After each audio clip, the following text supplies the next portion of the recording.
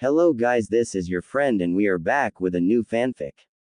Which is What If Naruto Trained by Himself and Became the Dragon Flash Part 1. And if you enjoy this fanfic then please press the like button and subscribe to my channel for more fanfic like this. And now let's start the fanfic. Our blonde hero is walking towards the Inuzuka compound with a snow-white fox kid in his arms. It's been about a month since the Wave mission where Naruto gained his new Nindo and resolved to protect his precious peoples. The small kid he holds in his arms shivers slightly and snuggles closer to the blonde, trying to keep the heat in its body. He smiles softly and looks down the street. We're almost there, Shiroi-chan. Just hold on, Hana-chan will fix you right up, Naruto says. Naruto walks into the clinic and looks around for Hana. Luckily for him, there's no one else there at the time, and Hana walks out when she heard the door open. She smiles seeing Naruto with yet another animal for her to heal. She always enjoyed her little visits from the blonde-haired boy.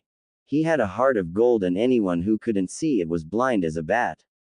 She stood at about 5 feet 6 inches and had dark brown hair with a slight red tint to it which came out as a ponytail at the top of her neck and 2 bangs fell forward over her face. She had a fang mark on each cheek just like her brother Kiba, however she had a heart-like face and beautiful chocolate-colored eyes. She wore a Chunin jacket with its zipper halfway up her medium to large C-cup. Her jacket seemed to flow down to skin-tight black shorts that went halfway down her thighs. Hana smiles and says, "Well Naruto, what's wrong with her?"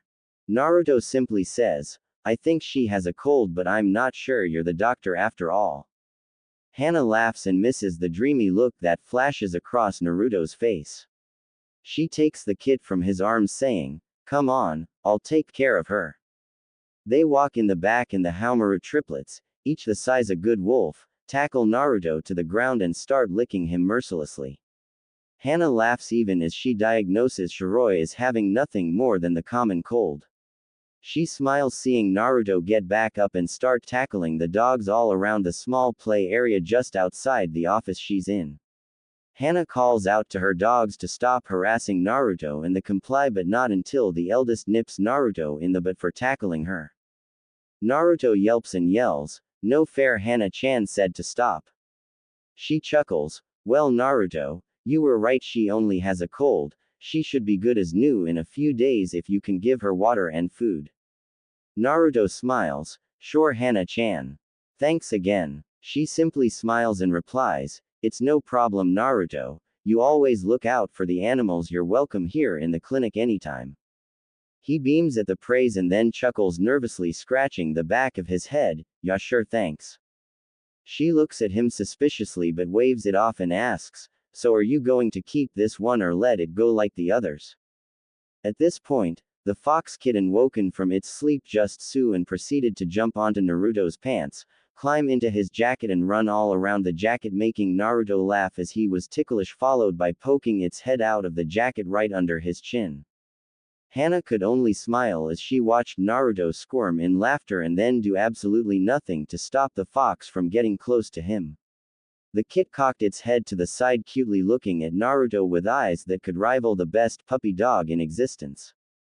He groaned and then smiled. "Well, I guess I can't ignore that.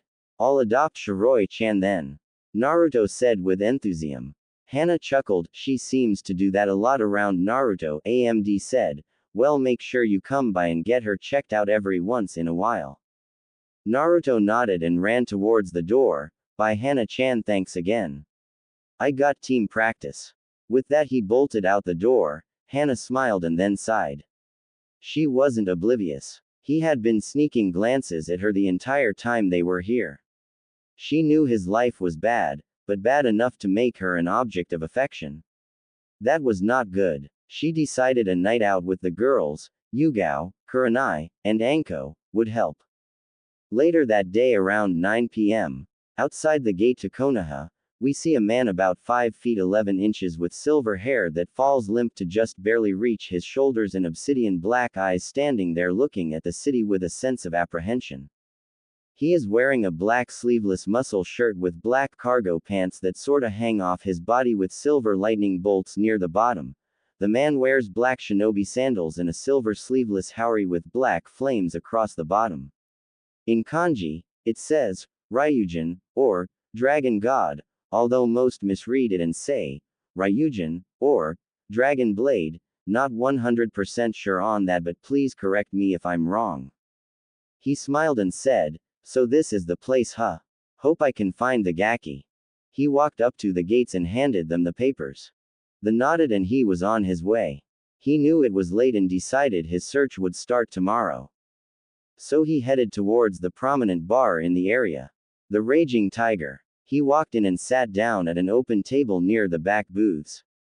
He ordered some skewers and silently ate whilst he watched the surrounding Chunin and Junin chatting, trying to identify if any of them had information on his target.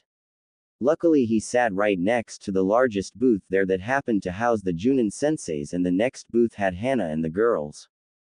Hana sighed and said, I know I got myself into this, but it's not like I can just tell the kid off.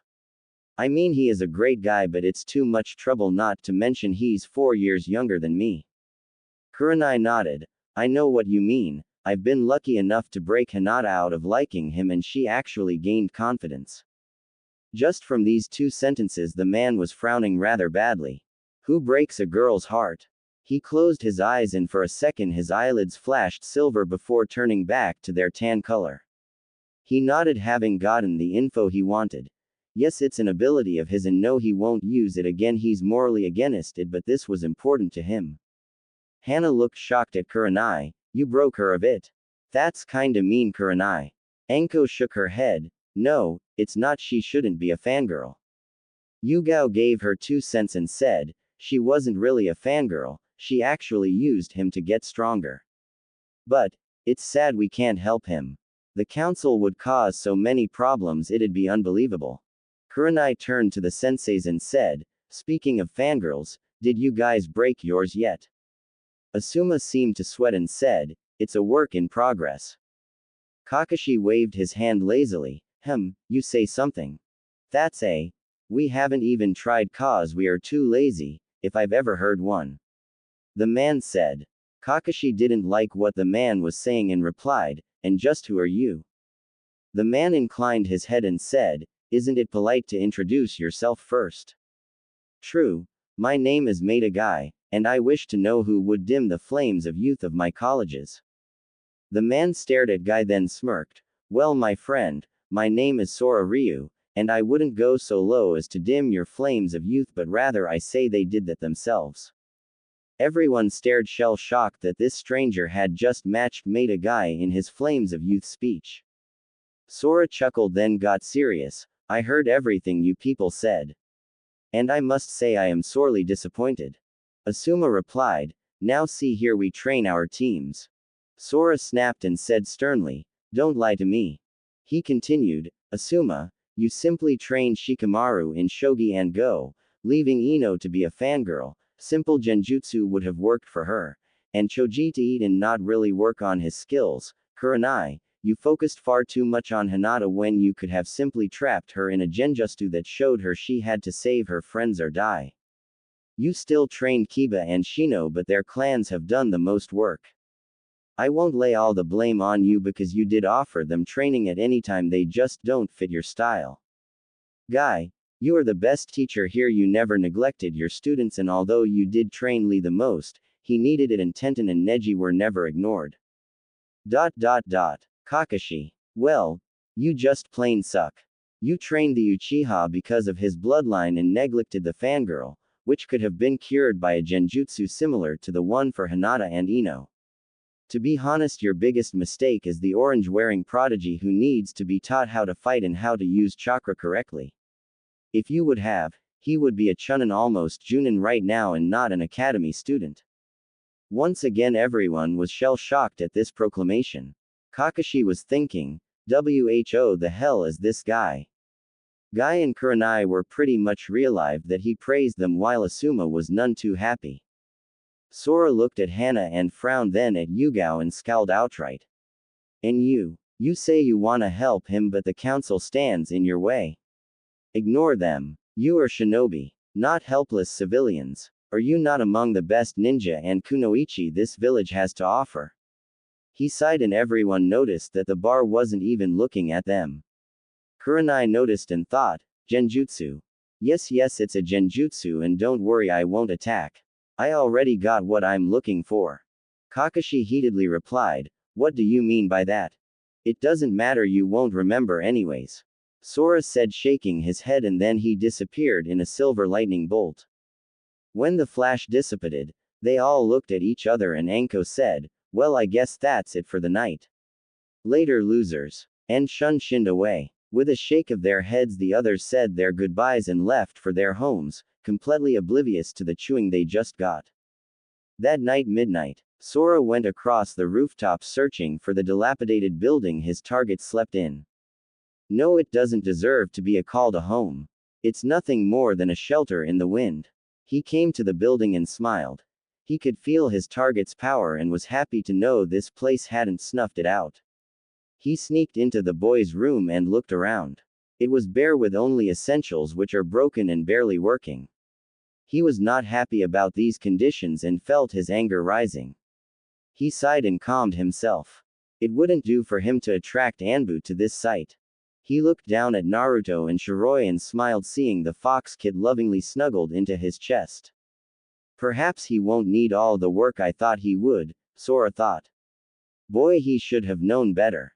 Once more he closed his eyes and silver chakra enveloped him. A golden chakra rose and covered Naruto just as Sora looked at him. He smiled and the chakras reached out and touched. With a blinding flash, a streak of silver went into the gold and the chakras pulsed wildly, notifying the Anbu and the Hokage who had to work late on paperwork. Sora was kneeling on the floor of Naruto's apartment and he looked up with tears in his eyes. He felt the Anbu and knew he had to get away or he would risk not only detection but also obliteration. Not for himself, but rather for Konoha.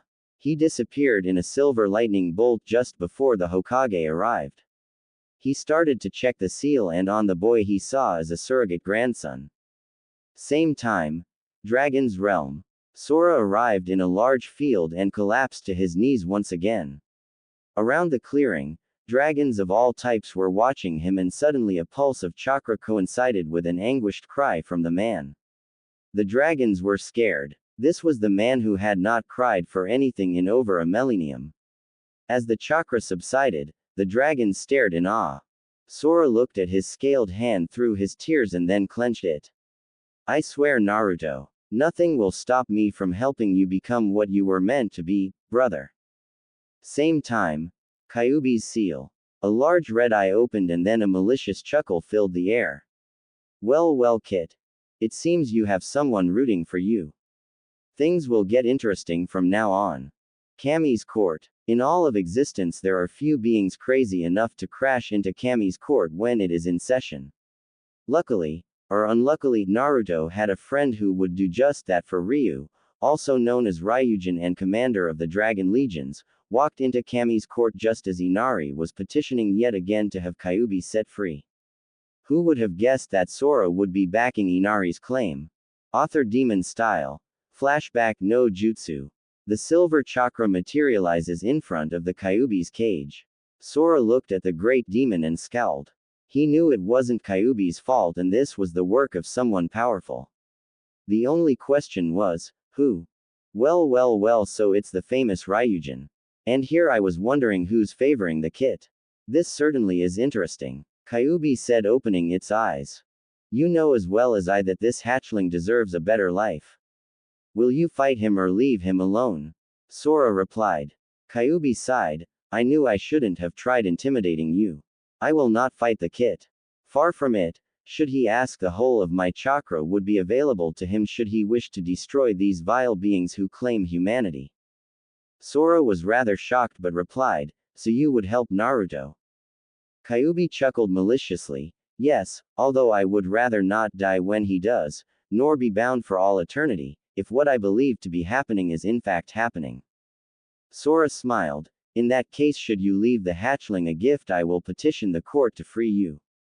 Kyuubi looked shocked and replied, done, I shall leave the boy the Kitsunekin Taijutsu style which relies on speed and debilitating hits should I be freed. All he will need is to practice it and he should master it with the filtered information. Sora nodded. It shall be done. I'll be seeing you soon, Kyuubi. And he disappeared from view. Kyuubi smiled. Interesting indeed. I may just leave a small seal to allow me to see this kid's life. Author Angel style. Flashback no Jutsu Kai. To say that the court was surprised would be an understatement. Kami motioned for silence and said, Ryujin, why would you back Inari now? Sora bowed and replied, I struck a deal with Kyuubi regarding his container. I believe it to be best for all parties involved that the contract be broken. The Shinigami stepped forward and replied, I already took payment. Are you suggesting I return Minato Namikaze to life? Sora answered, No my lord, rather release the seal and allow Kyuubi and Naruto Uzumaki's souls to be returned to their own states, not combined. The Shinigami snarled, That was not my agreement with Minato and I shall not change it because of some half-assed petition. Kami intervened, Ryujin, Shinigami is correct, it is his contract. Sora smirked, Then both souls shall be lost to the Shinigami forever. The Shinigami roared, Impossible. The only way for that to happen is if Naruto Uzumaki was to have manifested a dragon soul which would cause both of their souls to tear each other apart in a year. Sora's smile got wider. Well, I guess you're right.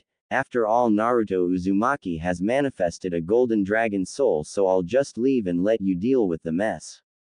The room stared in shocked silence, the only ones knowing what would happen being Kami and Yami. The Shinigami growled and said, Fine, I'll release them, but you owe me Ryujin. Sora's smile was reaching Naruto's patented style, so he stopped and nodded. How about Orochimaru and Madara Uchiha in return for not reaping the kid's soul and any mate he so chooses?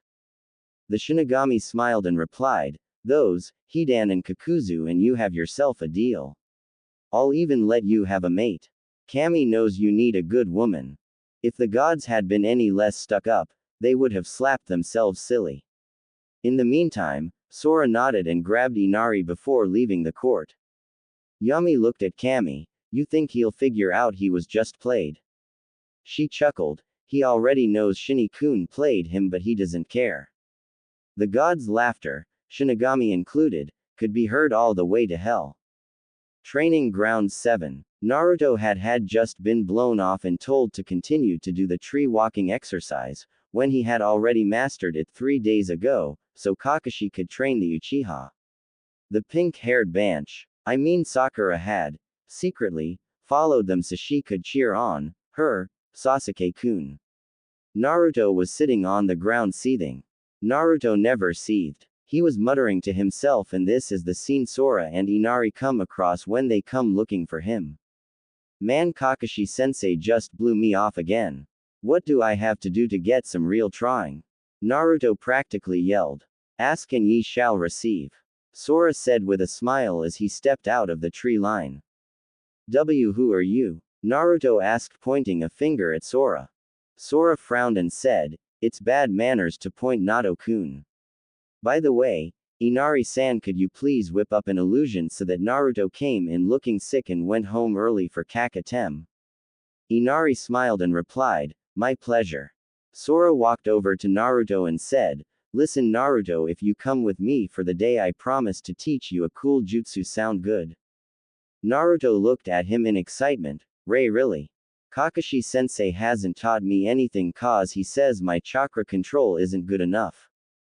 Sora frowned and said, Well, I'll help you with that as well. My name is Sora Ryu and this is Inari-sama. Inari bowed and Naruto smiled. Okay, I'll go with you, but where to? He asked with his head cocked to the side. Why, to your house, of course. Sora replied. Naruto suddenly became wary of these people. No one wanted to go to his house. The ones that did are usually there to hurt him. He stared at the one named Sora and looked right into his eyes. He say no deception or ill intent, but that didn't mean he couldn't be hiding it.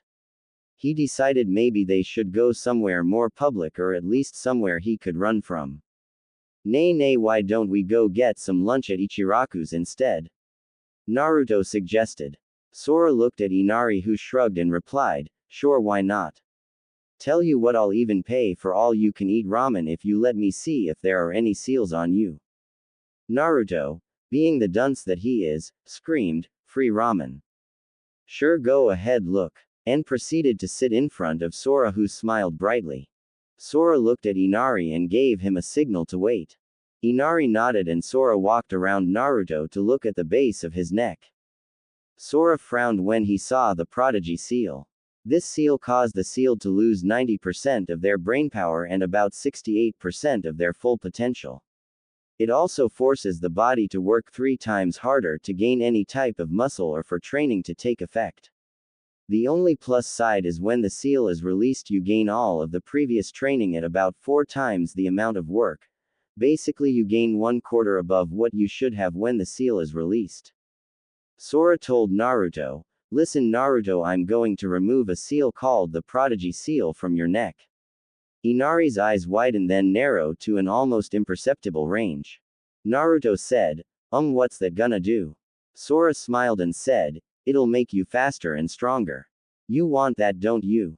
Naruto yelled, yeah, great, do it. Sora nodded and yelled, Fuin Kai. Seal release, slamming his hand into Naruto's neck. Naruto's eyes widen then roll back into his head as he collapses to the ground. His body starts to grow muscles before their eyes. Sora looks at Inari and says, man, that seal was fucked up. It sealed 90% of his potential and all but 5% of his brain. It's amazing he's able to function. Inari shakes his head and replies, humans fear what they cannot comprehend. Shall we release Kyuubi while he is asleep? Sora nods and holds down Naruto while Inari reaches into the seal and says, Kyuubi will not be allowed back into this realm for 1,000 years unless the kid or myself summon him here. That shall be his punishment. Sora agrees and looks down at Naruto, who was starting to wake up. Inari nods and leaves, taking Kyuubi back to his corner of hell. Naruto rubs his head and says, oh, that hurt, man, you could have warned me. Sora chuckles and says, sorry Naruto, so how do you feel? Naruto stops for a second and says, I feel great, kinda like I am flowing with energy and I can finally control it. Sora smiles and thinks, so since his mental capability is up, his control improved, and I'm guessing Kyuubi left a bit of chakra as a parting gift, considering Naruto now has Sannin chakra reserves. This is good. Actually, this is very good. Now I can train his body before the Chunin exams while his clones work on mental knowledge. Naruto looks at Sora and says, so free ramen, right? Sora laughs and replies, right, but listen, before we go I wanna show you something, do you agree? Naruto cocked his head to the side and said, sure, you haven't hurt me yet, so why not? Sora frowned at the yet in his statement but nodded, and he pushed silver chakra into Naruto's head, showing him the last few minutes about the seal and Kyuubi. Naruto's eyes bulged at the info and then he looked at Sora solemnly. So you're going to train me and I'm supposed to just trust you? Naruto asked, nearly shaking in rage. Sora sighed, not at all. I will train you if you want, but the choice is yours alone. If you so choose though, I will explain everything about myself. In the future, when I deem you ready, I will even tell you of your parents. Naruto looked shocked and said, you know who my parents were? Sora nodded, yes, but I want to teach you, but if you agree you will know before these Chunin exams. That I promise, and dragons never break a promise. Naruto smiled and replied, then I guess we better get started, sensei. Sora smiled in reply and suddenly a loud noise echoed across the grounds. Growl. They both blushed and Sora said, ramen it is. Race ya. Naruto laughed and said, you're on. Naruto and Sora were seated at Ichiraku's and Sora was crying anime tears. He knew Naruto could eat, but damn. Could he eat when he wasn't paying? 39 bowls and going on 40. Sora just sighed and paid for the 40 bowls before motioning to Naruto that they needed to talk. Naruto nodded and said his goodbyes before they took off for Naruto's house. On arrival, Sora quickly ran through some hand seals before ending on Ryu. The room glowed and Naruto realized it was a silencing jutsu. Sora turned to Naruto and said, now that that's out of the way, We need to discuss your training. Naruto nodded and replied, well, I definitely want to get smarter. Now that I can actually think clearly, I can't believe how much my training was stunted. So the shadow clones in the library would be helpful. Sora agreed, we will be doing that and I will be personally overseeing your taijutsu training and physical conditioning so that when the time comes, you can train in the Ryu no Tsurugi style. From your body build, I would say you are built more for speed and agility than power and control. So we will focus on that before I even begin to teach you jutsus. You will have Junin control because as of right now you have about mid-Sannin chakra. Side note, not sure about Tsurugi, believe it means sword, and Sannin is a step below Kage. Naruto sighed and replied, hi, sensei. But can I start on the library right now? I'm tired of being called a doby and idiot. Sora nodded, okay, 30 clones and make sure they henge into something else. You know the library won't let you in. Also, you're not stupid, you're ignorant, there's a difference. Naruto complied and Sora stared as two used Naruto's sexy jutsu. Naruto scoffed and was about to yell at his now perverted, in his mind anyways, sensei when Sora smiled brightly.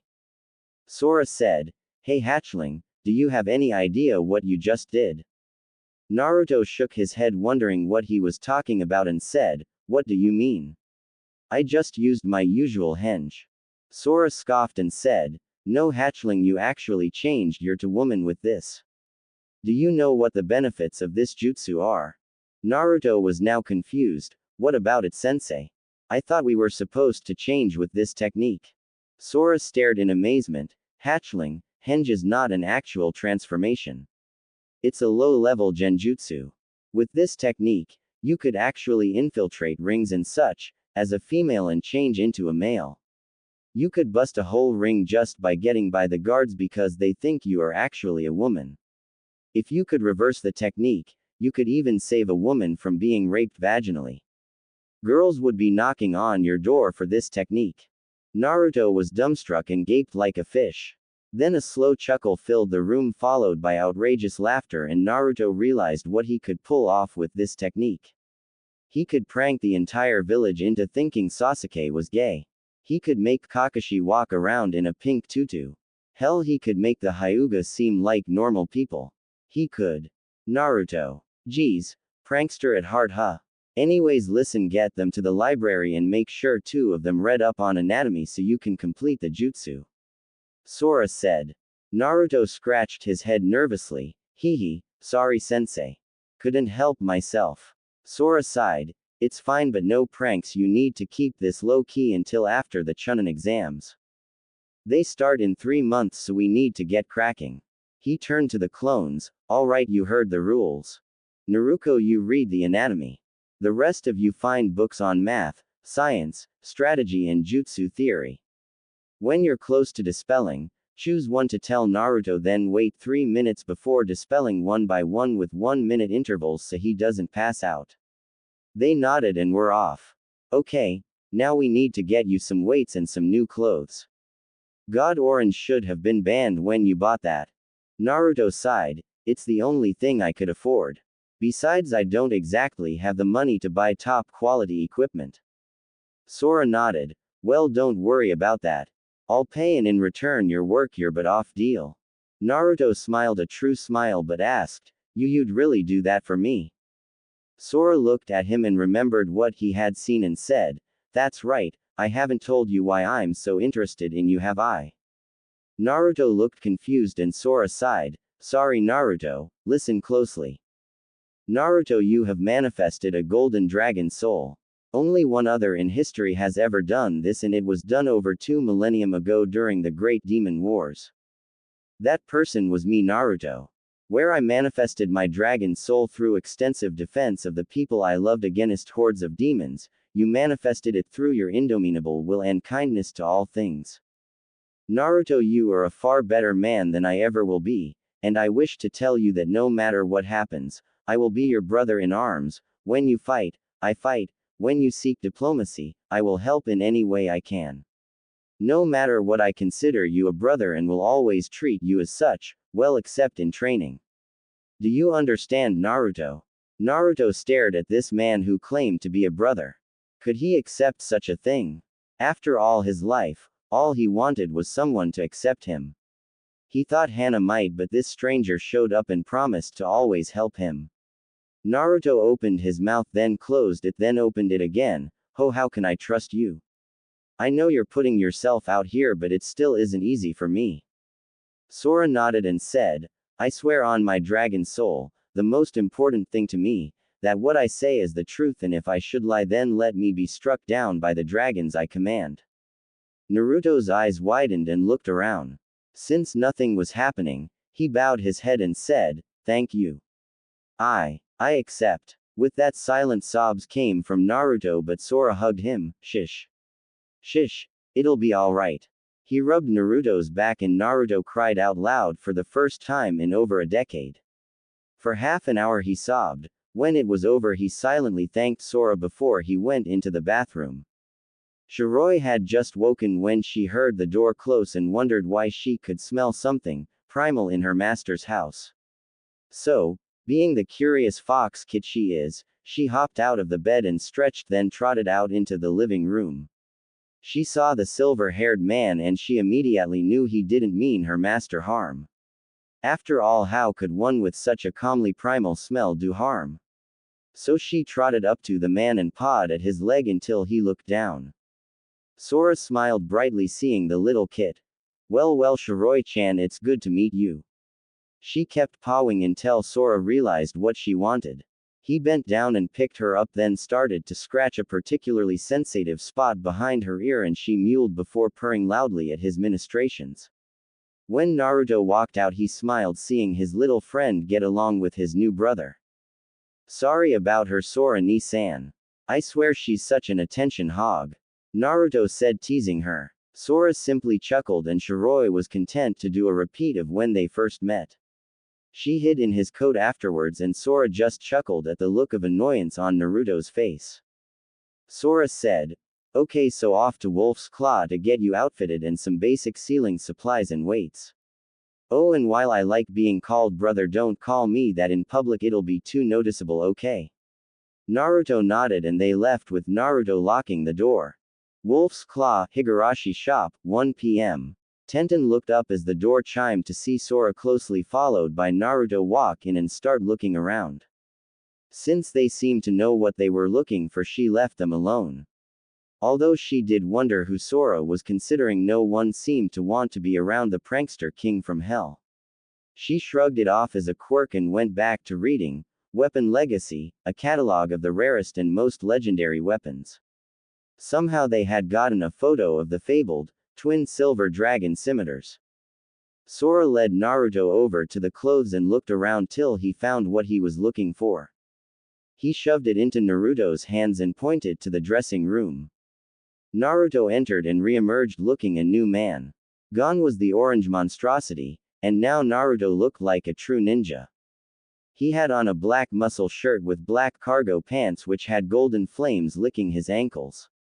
He had a haori like Sora, but his was black with blue lightning bolts running from near his ankles to connecting above his tailbone, running up his spine and spreading to look like small tree limbs going into his hair, and a bolt running to his shoulder.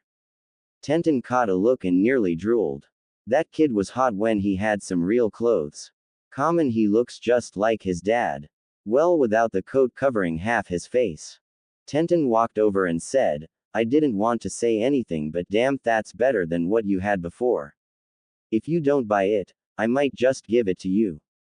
Sora smiled and said, Good, because I want 8 copies of these clothes done in a month. Is that possible? Tenten nodded and said, Sure, but it'll cost you about $1,000 because those clothes are extra durable and have growth and repair seals on them. Sora's smile got even wider. Even better.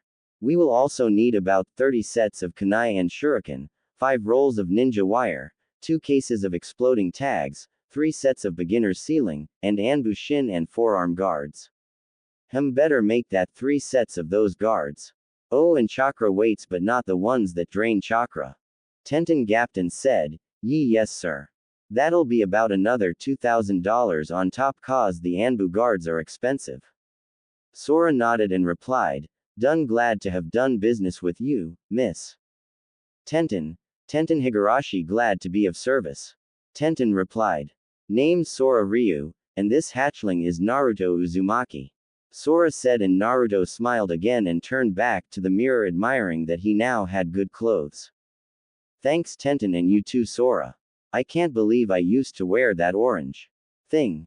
Naruto said. It was now that Shiroi decided to come out from under the pile of orange, and when Tenten saw her, well, let's just say she had a fangirl moment. Kawaii. Tenten screamed and glomped the now happy kid because Tenten was hitting the tender area again. Sora and Naruto shook their heads and allowed Tenten to pamper Shiroi while gathering the requested items. It was rather humorous to see Shiroi in one hand and boxes of things in another. When all was said, done, and paid for, they left the shop with a promise of shopping there again and headed to Naruto's house. When they got there, Naruto unpacked the 2 sets they had in stock and all his equipment and stashed it away. Sora looked at Shiroi and remembered how Naruto met her. Say Naruto, doesn't Shiroi need a checkup? Sora asked. Yeah, probably. Hold on, let me finish and we can go and get some dinner afterwards. Naruto replied. Hey wait, how do you know that? Naruto asked. Sora sighed and said, I don't like doing it, but lying to a dragon is impossible. A branch off that I developed of this ability allows me to read a person's mind for up to a day. However, since you have manifested a dragon soul, it allowed me to see your whole life. This is how I know who your parents are and what happened. I'm sorry if you feel violated, but I was not expecting to see everything, maybe just the last few days. Naruto nodded and replied, well, I guess it's okay. Promise to tell me about your life later. Sora nodded. Then fine, just don't do it again. Sora nodded once more.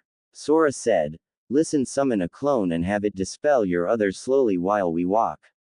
Naruto did so and they started walking to the Inuzuka compound.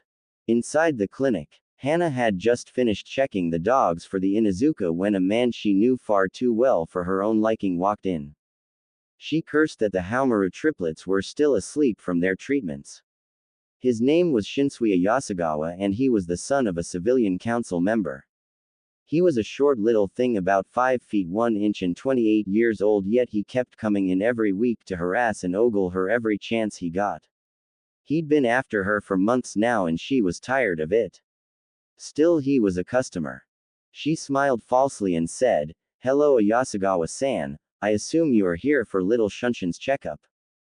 He smiled broadly back and replied, of course. You're the only one I let take of my little Shunshin-kun, Hana-chan. Gods, she wanted to punch him. What gave him the right to call her Hana-chan? Once again she swallowed her pride to perform her duty as a veterinarian. She kept on smiling and replied, thank you for your continued business. We appreciate it. It was about this time that Sora and Naruto walked into the clinic. Hana was too busy trying to get away from this guy that she didn't even notice, but Naruto frowned and whispered to Sora, that guy is a councilman's son, Shinsuya Yasugawa. He's been harassing Hana-chan for months now. I'm surprised her feral side hasn't kicked in and ripped him apart. Yes, people, Naruto is finally learning, so get used to him actually being observant. Sora nodded and replied, you still keep that recorder on you? Naruto nodded. Good, keep it going, we may be able to catch him in the act. Naruto smirked devilishly and handed Sora the recorder. Sora made some hand signs and they both disappeared from view under a genjutsu. Hana took the little poodle from Shinsui and headed towards the back with him in tow. However, neither noticed the slight shimmering in the air where 2 men and a fox kid were following silently. She got to the back and while she knew the man was ogling everything he could see, she proceeded with her examination. She tried to hurry, but unluckily it seemed little Shunshin had swallowed something solid and she had to do 4 jutsu just to determine if it was hurtful or not. Lucky for the dog, it wasn't, but Hana had to keep hearing the boring dribble from Shinsui. So Hana-chan, how is Shunshin-kun? He asked. Well, he has a small solid object in his intestinal tract, but it'll pass soon, so don't worry about it. Hana replied. Well then, how about I pay you for this and we can talk about something a little more personal? Shunsui replied while getting closer to Hana. He did not phrase this as a question. By now Hana was nervous. The civilian council was well known to take care of its family members, and if she turned him down her whole clan could suffer the consequences. On the other hand, her feral side was screaming for her to rip his head off because he was nowhere near mate material, let alone alpha status. She decided to go with a mixture and flatly refuse while trying to make sure he didn't tell his dad something stupid. Please pay and then leave, Yasugawa-san. I have nothing I wish to speak to you personally about. She replied curtly. Now Shunsui Yasugawa was not used to being turned down. As a matter of fact, only one had ignored his advances and she was standing in front of him. He did not take no for an answer. After all, he was a council member's son. Who would turn down a date with one of the most influential people in town? Now this Inuzuka bitch had not only spurned his advances but turned down his offer. He was pissed. Now see here, Shunsui said as he grabbed her wrist, my father is on the council. You have ignored my advances for months now, and when I offer to take you on a date you flat out refuse me. Who do you think you are? By this time, Naruto was pissed enough to jump in, but Sora kept him back, silently motioning that they needed more evidence.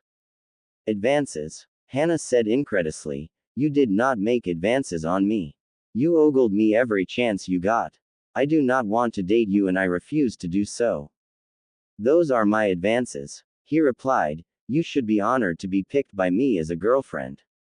He smirked devilishly. And, if you do not, then I will just have to tell my dad that you have been overcharging me for my visits. After all, who really knows what goes on back here?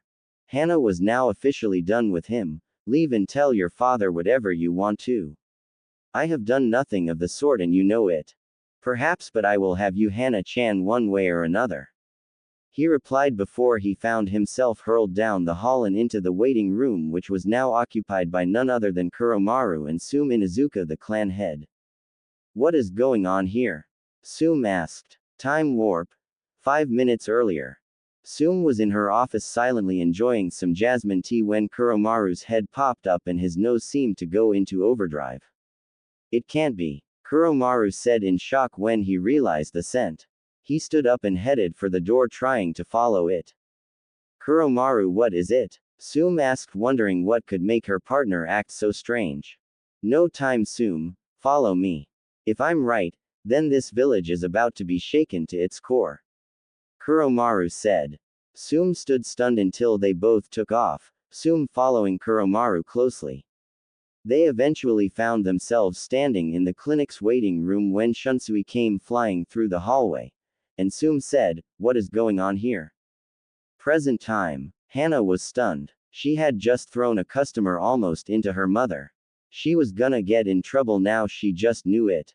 It didn't matter if she had a legitimate reason, her mom would never let her live it down. Suddenly an ambush showed up and said, Yasugawa-san, your father is looking for you, please head home immediately.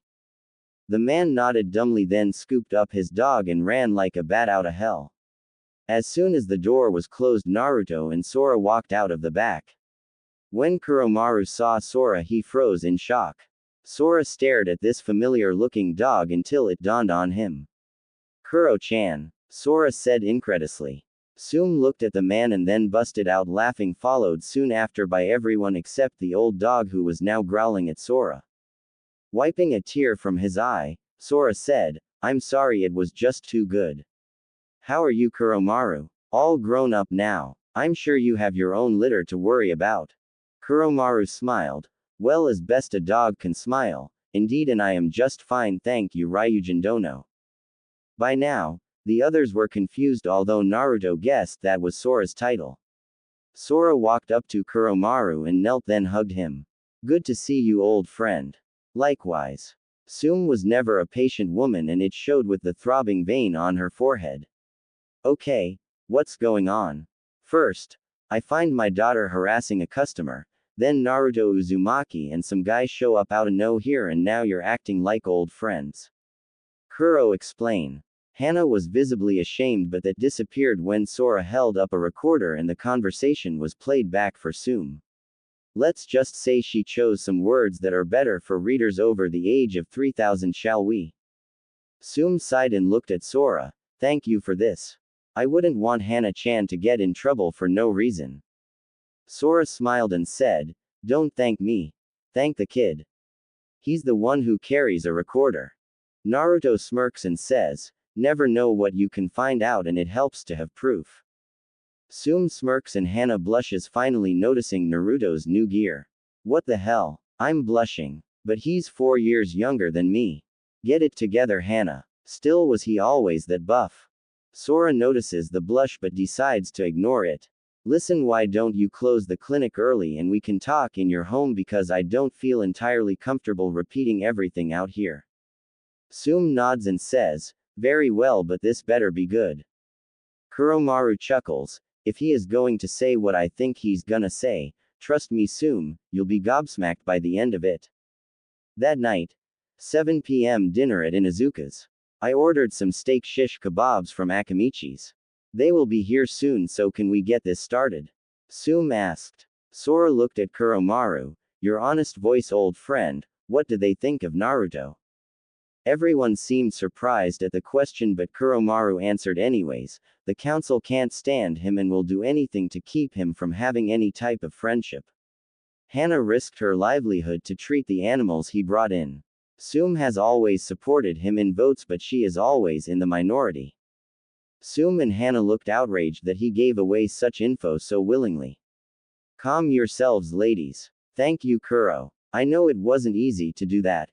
After a nod from Kuro and glares from the women, Sora sighed.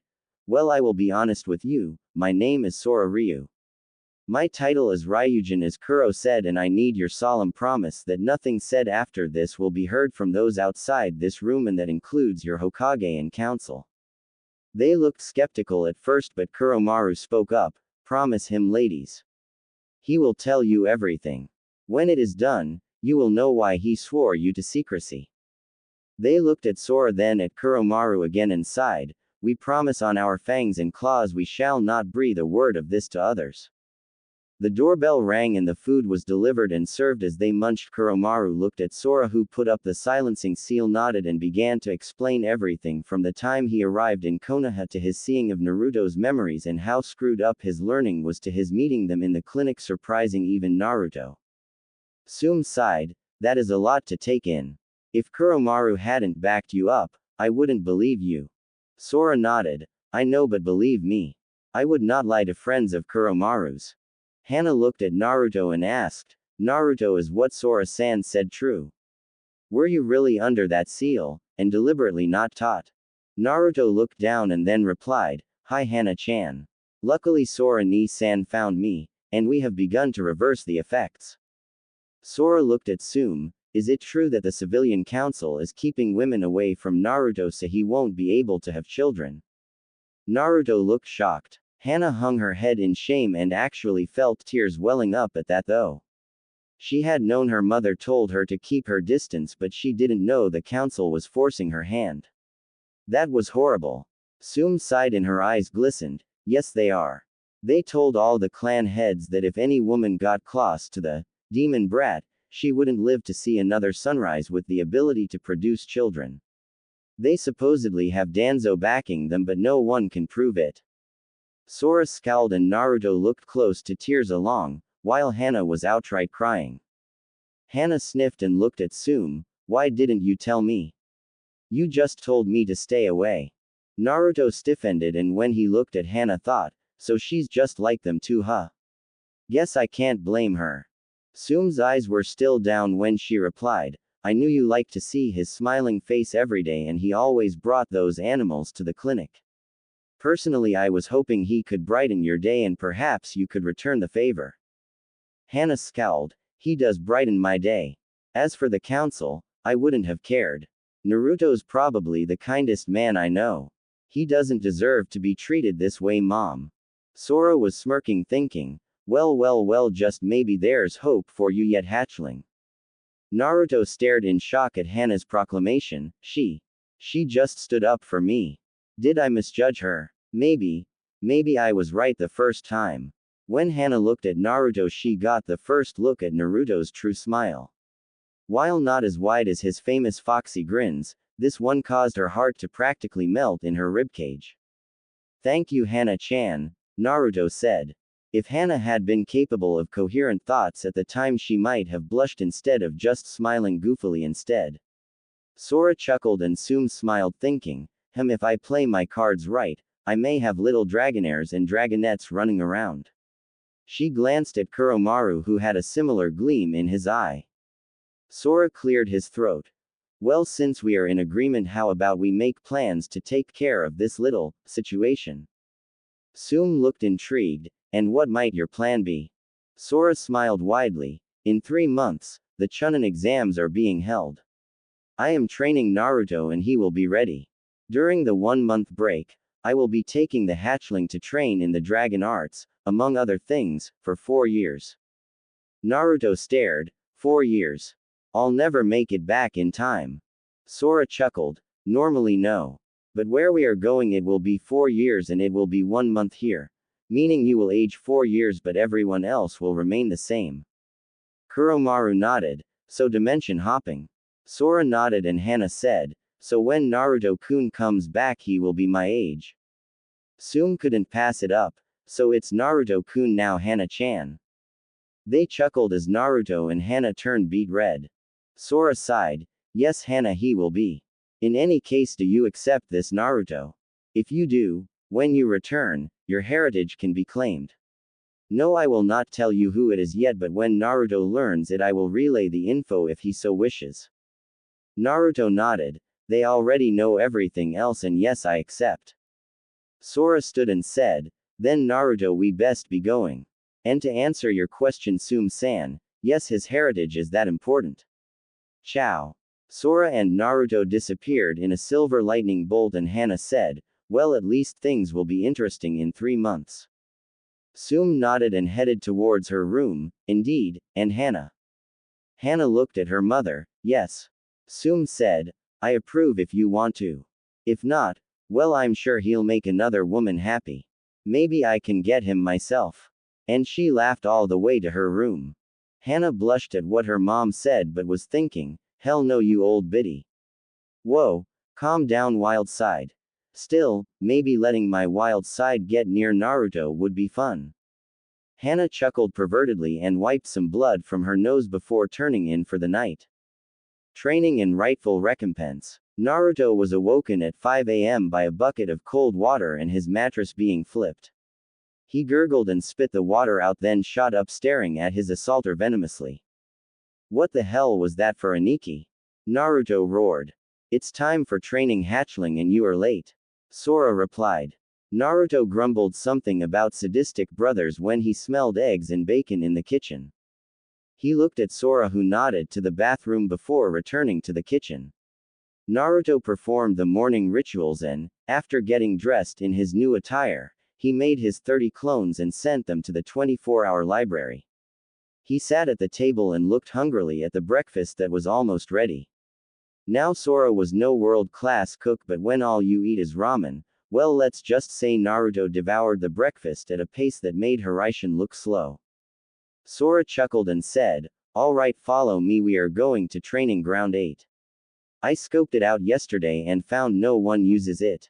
Plus it's near your team's training ground, so less time moving from one to the other.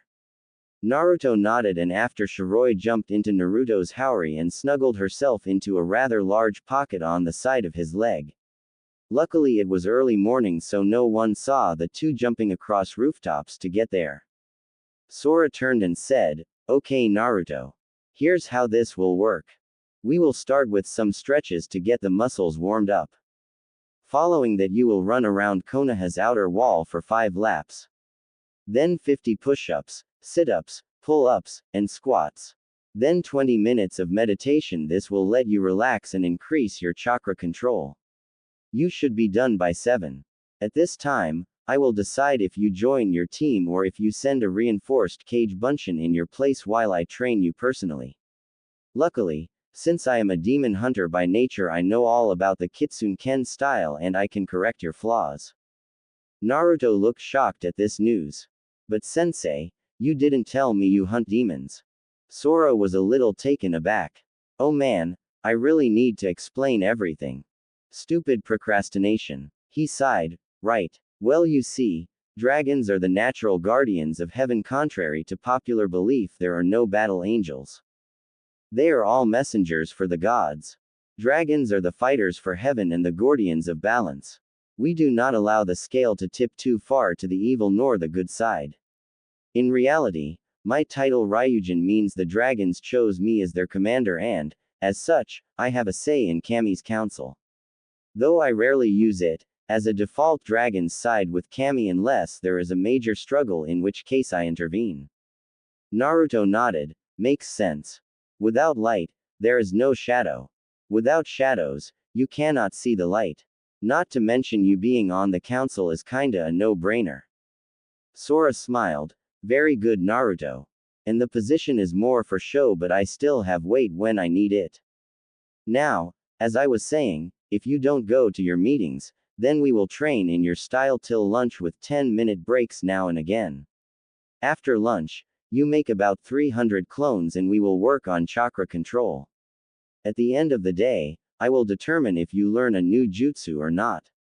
If you go with your team, when you return we will train your taijutsu while your clones do chakra control.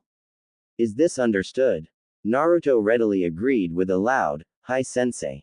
Sora chuckled as Naruto attached his weights and, after reading the instructions, added enough weight to make them about 20 pounds on his feet and 15 for each his hands. Sora shook his head as Naruto got to work. He suddenly remembered he had an errand he wanted to run but had one last thing to tell Naruto. Sora walked over and said, "Listen Naruto, today I want you to join your team. If you don't get training, practice walking on water out of view of your teammates with Kage Bunshin and meditate. After all, I know you can hide from Kakashi. You have a reputation for hiding from even Anbu." Naruto beamed and said, "Hi sensei. What will you be doing?" Sora smiled and replied, "Seeing someone who needs to be taught a lesson." Naruto was worried for a moment and said, "You aren't going to hurt anyone, are you?" Sora shook his head and replied, "No, maybe just scare him a little." Naruto chuckled and said, "Okay then, have fun," and took off for his laps. "Now it's time to see an old man about what is rightfully Naruto's," Sora said as he headed to the Inuzuka compound. He would need some help to convince the old Kage he was real. Hokage office. 7 a.m. Sarutobi Hiruzen was many things. Sandaime Hokage of Konoha, sensei to the Sannin, student to the Shoin Nadaime Hokages, and Kami no Shinobi among many others. But even he, being all that he is, has never defeated the greatest enemy of the Kages. Paperwork. Even though he had arrived not but 10 minutes ago, his desk seemed to be full of the damn forms and files he needed to fill out. Right now he was cursing the Nadaime Hokage for giving him this job. Little did he know his greatest trial was approaching fast, and he could only hope that the man became his ally, and not his worst nightmare. Sora had already fetched both Kuromaru and Tsume to back his story and claims.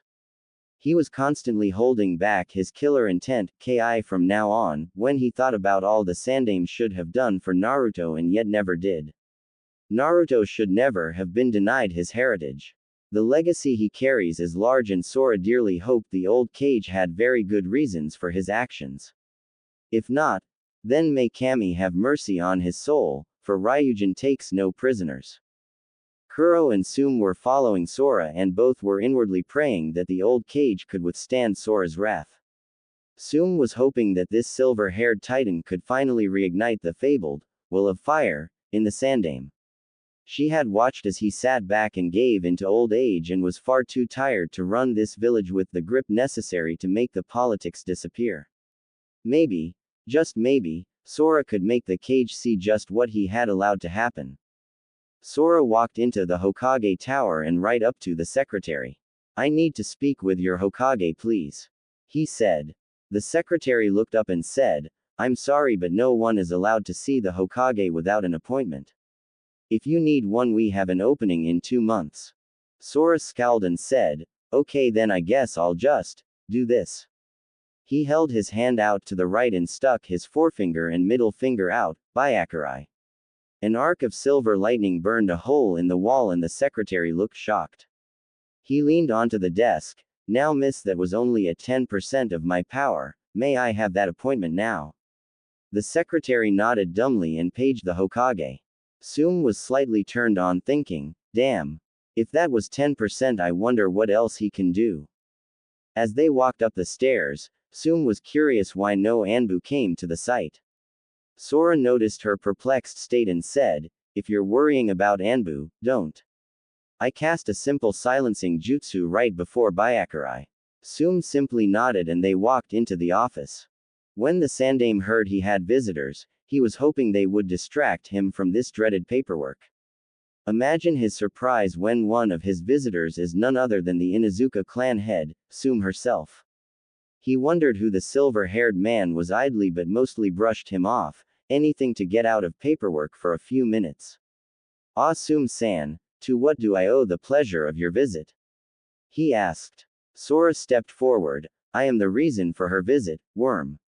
Please dismiss your two Anbu. I have sensitive information I know you don't want to be heard by fools. One of the Anbu stepped forward. Who are you? And what gives you the right to call our Hokage a worm? Kuromaru growled. You misunderstand. He called Hokage-sama a Wyrm as in a dragon elder, not worm as in the dirt eater. Sortobi waved off the Anbu and, while disgruntled, they left with a quiet shunshin. Sora ran through some hand seals and the room glowed blue then silver and settled back into a bright room. Sarutobi recognized the silencing seal, but what was that silver light? Sora sat in a chair in front of the Hokage and Sum silently took the one next to him. Well, that takes care of the fools now, Sarutobi. I respect you for your duty to this village, that is why I called you Worm. But you and I have a lot to discuss and it all concerns one Namikaze Naruto, son of Minato Namikaze and Kushina Uzumaki Namikaze. The Sandaime was sweating bullets and looked pale as a ghost. Sum stared gobsmacked that she hadn't figured out the pup's sire when it practically stared her in the face. Sarutobi was mentally freaking. How the hell does he know that? Only myself and Jiraiya know of his heritage. Did someone connect the dots? Did Iwa find out? Oh god, what if he told Naruto? Before you have a heart attack, I haven't told anybody. The Sandaime breathed a sigh of relief, yet. Sarutobi eyed the man before him and finally spoke. How did you come by this information? Only 2 people in this world know that secret. Sora sighed. True, only 2 people in this world know it. But whoever said I am from this world? Sora really did not feel like being interrupted, so he quickly explained his history and his status. He left out Naruto's involvement for now. Sarutobi looked like a fish out of water when he was done. Luckily, Sum had run interference and confirmed everything. Sarutobi sat silent for a few minutes before looking at Sora and replying, that is quite a story. However, you still haven't told me why you're here, or for that matter how you figured out Naruto's heritage. Sora sighed. I left out Naruto because I wanted to speak with you about your actions, or rather your inaction, concerning Naruto. Sarutobi was not happy to say the least. Now see here, Naruto has grown up to be a fine young man. What are you implying? Sora growled out. How about the fact Naruto was beaten at least bi-weekly every year since he was 7? How about, instead of a birthday with presents and cake, he gets stones and broken limbs? How about the fact that Naruto has the maturity of a 7-year-old, yet nothing seems wrong to you? Sum inched a hand slowly over to Sora and looked at him to calm down. After all, the Sandaime was white at the key Sora was putting off. When he finally regained his composure, Sora looked at the still recovering Sandaime and said, how many seals should there be on Naruto? Sarutobi was surprised at this question and replied, only one. The Shiki Fuian that holds the Kyuubi at bay. Sora wanted to groan and growl again. Wrong, there were 3 seals on Naruto. A protege seal and an additional suppression seal for his mind incorporated into it. Of course the Shiki Fuian is still there. Sarutobi was shocked. Protege seal. Is what this man saying true? Have I truly ignored Naruto this much? Sora, I have a request to make. The Sandame said softly. Sora looked intrigued. Yes. The Sandame put his hands together under his chin and replied, tell me everything you know about Naruto. In return, I will do whatever you ask so long as it does not hurt Konoha. Sora looked pleased. In that case, the favor I want is to have Naruto's heritage announced at the Chunin exam finals after their fights. In addition, any scrolls or money he has, I want them. Now. Sarutobi looked surprised but said, I can't just give that to anyway, but the first part shall be done if Naruto is strong enough. Sora nodded and said, after my tale, you will see, I can be trusted with Naruto's heritage. In addition, I plan on telling Naruto his parentage during the break. Sarutobi nodded. If this man broke the protege seal, then Naruto should be far smarter and more mature. Hopefully he won't hate me for keeping it from him. Sora proceeded to tell Sarutobi about Naruto's seal, what it did, how the Kyuubi was gone, and Naruto's Dragon Soul status along with his acceptance of Sora's brotherhood. Throughout it all, Sarutobi remained calm and was honestly surprised many times. He always knew the boy was destined for greatness. Tsume was thinking about Naruto himself and hoping her daughter didn't screw up her chance with him. Then she got a devilish smirk. Finally I can let Hana have what she wants. Not to mention I can help the pup as I should have all this time. All I have to do is ask Sora to take care of it. The Sandime sighed, I see. First of all, thank you Sora-san. You have done more for the boy in 2 days than I have all his life.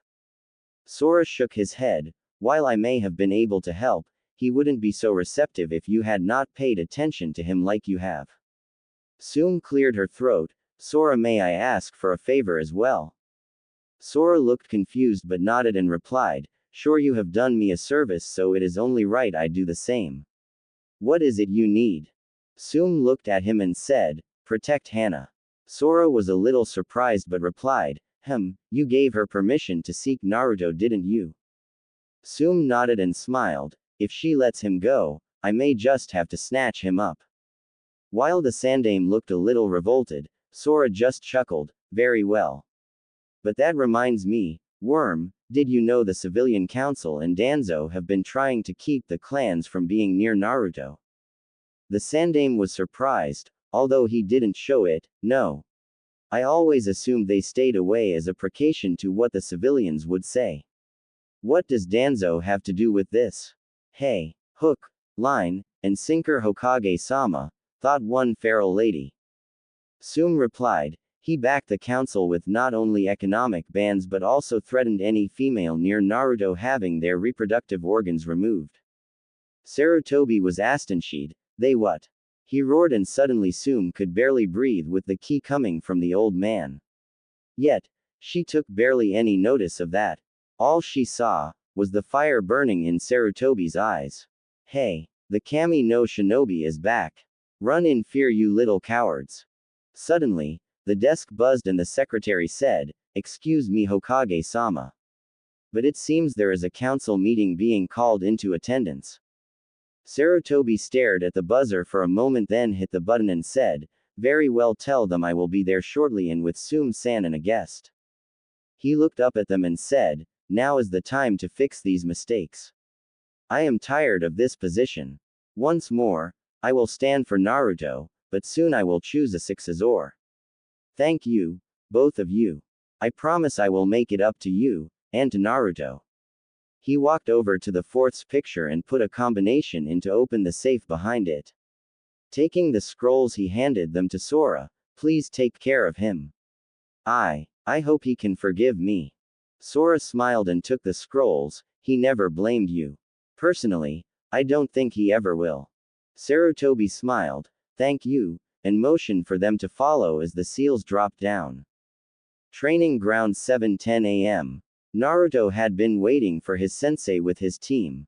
He had already created high clones who were in another clearing working on the tree climbing with leaf balancing and the water walking basic. When he had arrived, He had greeted Sakura and Sasuke in his usual fashion. Of course he didn't ask Sakura on a date. That didn't stop her from attempting to hit him for being a minute late. He was beginning to wonder if he had head trauma to have even considered liking this girl. Of course his crush died when he met Hana-chan. Naruto was meditating when Kakashi showed up. He got up from his position under a tree and walked to join his teammates. When he got there, Kakashi smiled and said, "All right team, we won't be going on a mission today, instead we will be training." Sakura, do tree walking until you're tired. Naruto, same thing but add leaves, it increases difficulty. Sasuke, you're with me for some more jutsus. Naruto spoke up, "Nay, Kakashi-sensei, why can't I learn a new jutsu?" Sakura screeched, "Naruto baka, don't question Kakkashi-sensei." After the three males had recovered from their hearing loss, Kakashi said, "Naruto, your chakra control isn't good enough. Improve on that and maybe I'll teach you the next step for control." Naruto looked downcast, but not for the reason they all thought. "Hi sensei, may I go somewhere else to train? I don't wanna bother Sakura." Kakashi was a little surprised but nodded and Naruto walked off. Sakura was a little impressed but just dismissed it as an attempt to get on her good side. Sasuke just HN'd with Naruto. 10:10 a.m. Naruto was mercilessly punching a tree. "Stupid Kakashi-sensei, he doesn't even watch me train and yet he claims my chakra control isn't good enough." His hands were starting to bleed but he didn't care.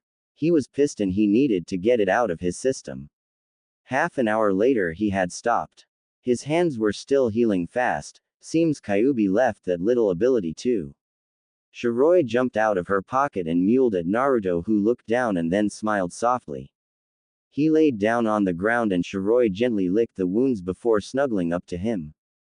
Naruto let his hands heal before standing up and starting to go through the beginning katas for Kitsune-ken.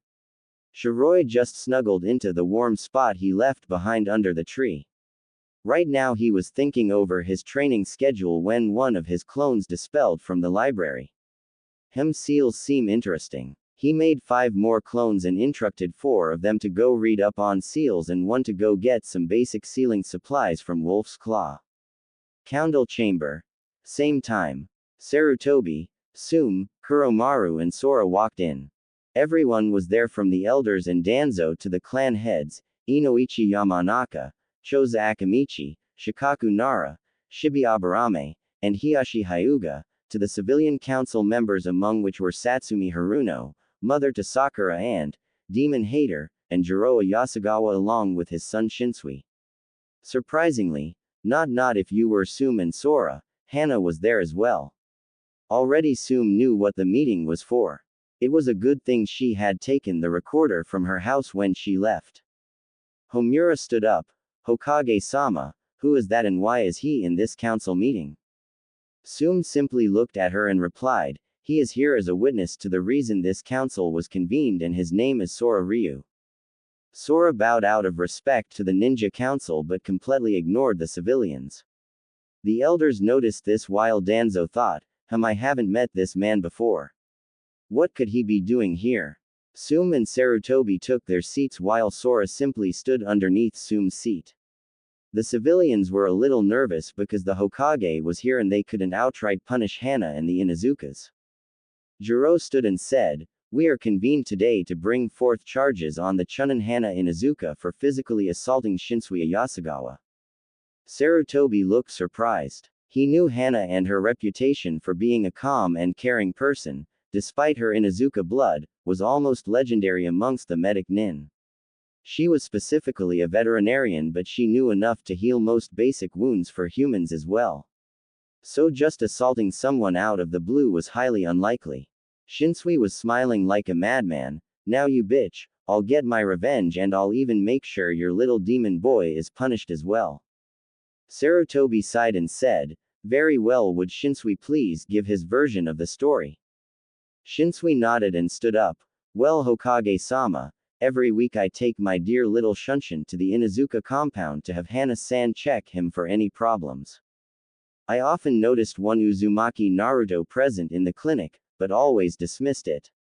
Obviously, this did not sit well with the civilians, and the ninjas were annoyed at the obvious tactic.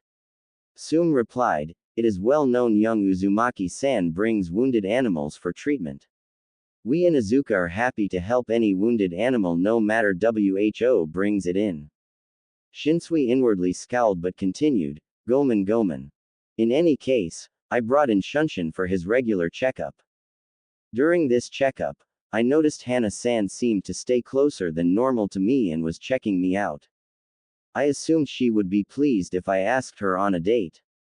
When I did so, she blatantly told me she did not like me and proceeded to beat me up and throw me out.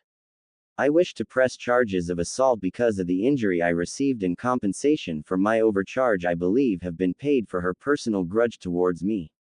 Hey, that oughta show you. It's just your word against mine and I know I will win. Once I do, I'll drop the charges in return for a night with you." The civilians seemed to believe his story, while the ninjas, trained in reading a person's body language, were rather wary of how he guarded himself. Sarutobi nodded and said, "Thank you. Now would Hana-san please give her version of the story?" Hana nodded and stepped up. She proceeded to tell the true story and how he had leered at her for the last couple of months but has always ignored it as to be professional. The ninjas were pleasantly surprised to see such control and silently applauded her self-control. This didn't change the minds of the civilians, and the elders were not happy that Naruto was close to anyone, especially this woman. Danzo was thinking, "I need to eliminate this girl. When the demon grows up, I can just capture him and have some of my female root rape him to give me some demonic offspring." Sarutobi simply looked impassively. There was not yet enough evidence in the claims. Sora cleared his throat and said, "Hokage-sama. If I may." Sarutobi nodded and remembered Sume's earlier words, "I wonder what she meant by that." Neither of them had mentioned Sora in the room with them. Sora stood and said, "Well, to put it bluntly, Shinsui lied through his teeth and everything Hana said was true. I myself arrived just after he did. Now, one little fact about me, I despise rapists above any and all beings besides child molesters, which is currently tied at the top of my shit list." He proceeded to explain everything he saw under the genjutsu and even asked Sume to play the recording so as to back his story, although he conveniently left out Naruto. Needless to say, the ninja believed him. Some of the more logical civilians did, although it helped that Yasugawa was an economic opponent of theirs, as did Sarutobi. After all, why would a 3,000-year-old being lie about something as trivial as this? Sarutobi sighed and said, "The charge are dismissed and I find in favor of Hana in Izuka in the amount for $2,000 in reparations for this farce of a trial." Most people nodded, although a few seemed a bit miffed. Shinsui was about to open his mouth when he was promptly silenced by his father lest he bring more reparations in the way of their family. Sarutobi looked at Sume and nodded, then looked over the members of the council. Everyone was wondering why he didn't dismiss the council and call it a day. It was well known he hated council meetings. However, seeing as they were still in session, Haruno decided to take care of the demon's whore. Wow, she's deluded, nay. Hana-san. Hana looked at the speaker. One Satsumi Haruno, Uzumaki Naruto is well known to prank any place he comes across. Why would you allow him to enter your establishment? Sora scowled at this, though no one paid attention to him. All eyes were on Hana, as what she said could very well ignite a civil unrest close to war. Inwardly, Hana was seething. She didn't need a reason to let Naruto-kun into the clinic when he had an injured animal. She calmly replied, every time he arrived at the clinic, he had an injured animal. They ranged from birds to anything as large as small dogs and cats. She knew better than to mention the fox kits he picked up. Satsumi looked at her and replied, did it ever occur to you that he may be the one harming the animals? Once again Hana and Sora were scowling along with the Sandame. Hana thought, that slut. She knows nothing of Naruto yet accuses him of harming innocent animals. Hana barely held her anger at that and replied heatedly, no it didn't. The injuries were consistent with ninja tools and he has been bringing them in since before was old enough to attend the academy. In addition, Naruto-kun never had any injuries himself that would signify a struggle with animals. Sora silently signaled the Hokage to wait before interrupting. Sarutobi inwardly smirked, maybe I can get this to my advantage. Satsumi smirked and Hana knew she'd made a mistake, so Naruto-kun never had animal-related injuries. Why is it you refer to the dem I mean Uzumaki-san in such an informal manner? Hana and Sum were silently praying for help and apparently Kami heard it. Sarutobi spoke up, is there a problem if she wishes to address Naruto-kun in an informal manner Haruno-san? Satsumi's smile vanished and she replied, of course not Hokage-sama. Sarutobi wasn't going to let her get away with that. Truly. It does not have anything to do with this law I have in my hand. Law 3179 of the village hidden in the leaves. If any woman is to become romantically involved with one Uzumaki Naruto, they are to report to the council to 1. Have their ovaries removed or 2. Any and all children born to these couples must turn over the child to the state to ensure that it is a stable human child. If it is not, the state has every right to confiscate and hold the child until such time as it is not deemed a threat. See, the strange thing is, I did not sign this law and as such it has no place in this country. Perhaps you can tell me where it came from Haruno-san. By now the council was sweating bullets. Anbu, Sarutobi said as two showed beside him, take Haruno-san to Ibiki and find out who else was in on this. They nodded and grabbed the now screeching Haruno and dragged her off. The clan heads were visibly pleased. He lit the law on fire. Now any and all attempts to hinder Uzumaki Naruto will stop, and if I find even a glimpse that you are doing so, I will remove your position from this council and you will serve jail time. Sarutobi said, blasting his key. Meeting adjourned. I hope you have learned your lesson. Sarutobi quickly made his way back to the office and sat down only to look up and see Hana, Sum, Kuromaru, and Sora staring at him. Thank you Hokage-sama for your help back there. Hana said, bowing. Sarutobi simply smiled. No problem Hana-san, just make sure Naruto gets enough attention from now on. Nay. The blush and sudden, eep, not unlike a certain Hyuga, caused a smile to grace his face. Sora smiled and said, now that that's taken care of, I will be taking my leave.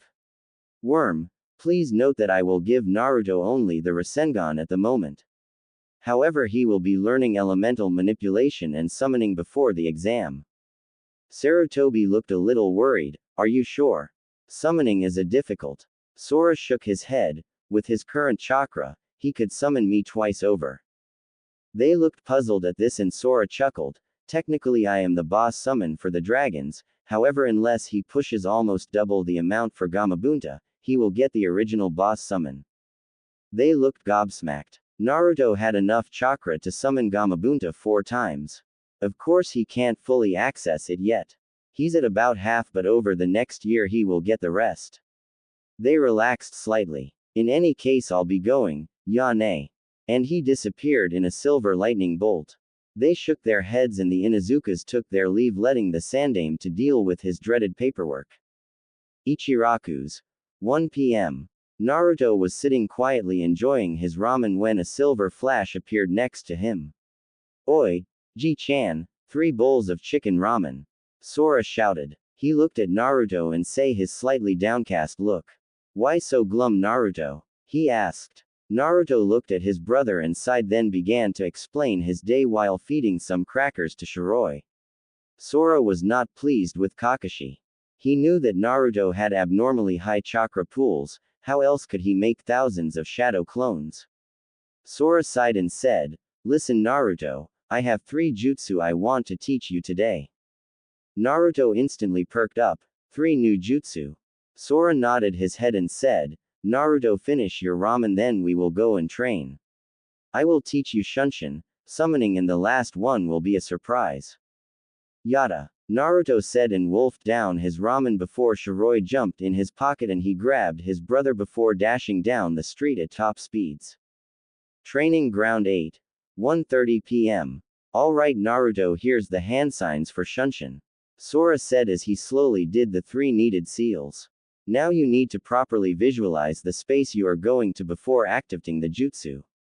Naruto nodded and closed his eyes before imagining the place about 10 meters from where he was.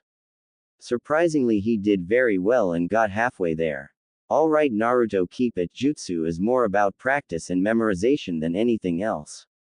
By 5 p.m., Naruto could do the Shunshin. All he needed to do now was perfect it. Sora pulled out a large old scroll. Okay, Naruto, this is the summoning contract for the dragons. Now be warned, the boss dragon is going to test you. If you pass, you can summon them, but if you summon them for anything other than training or fighting, then most will be displeased. The just hatched hatchlings are good for messages though, and it does help them to learn to fly. Naruto nodded and knew he had to be respectful. He signed it and looked at Sora expectingly. Sora nodded, walked up to Naruto and grabbed his shield before they were teleported almost 30 miles from Konoha. Alright, Naruto, the signs for this jutsu are as follows. Now put about 3/4 of your chakra into it and you should get the boss summon.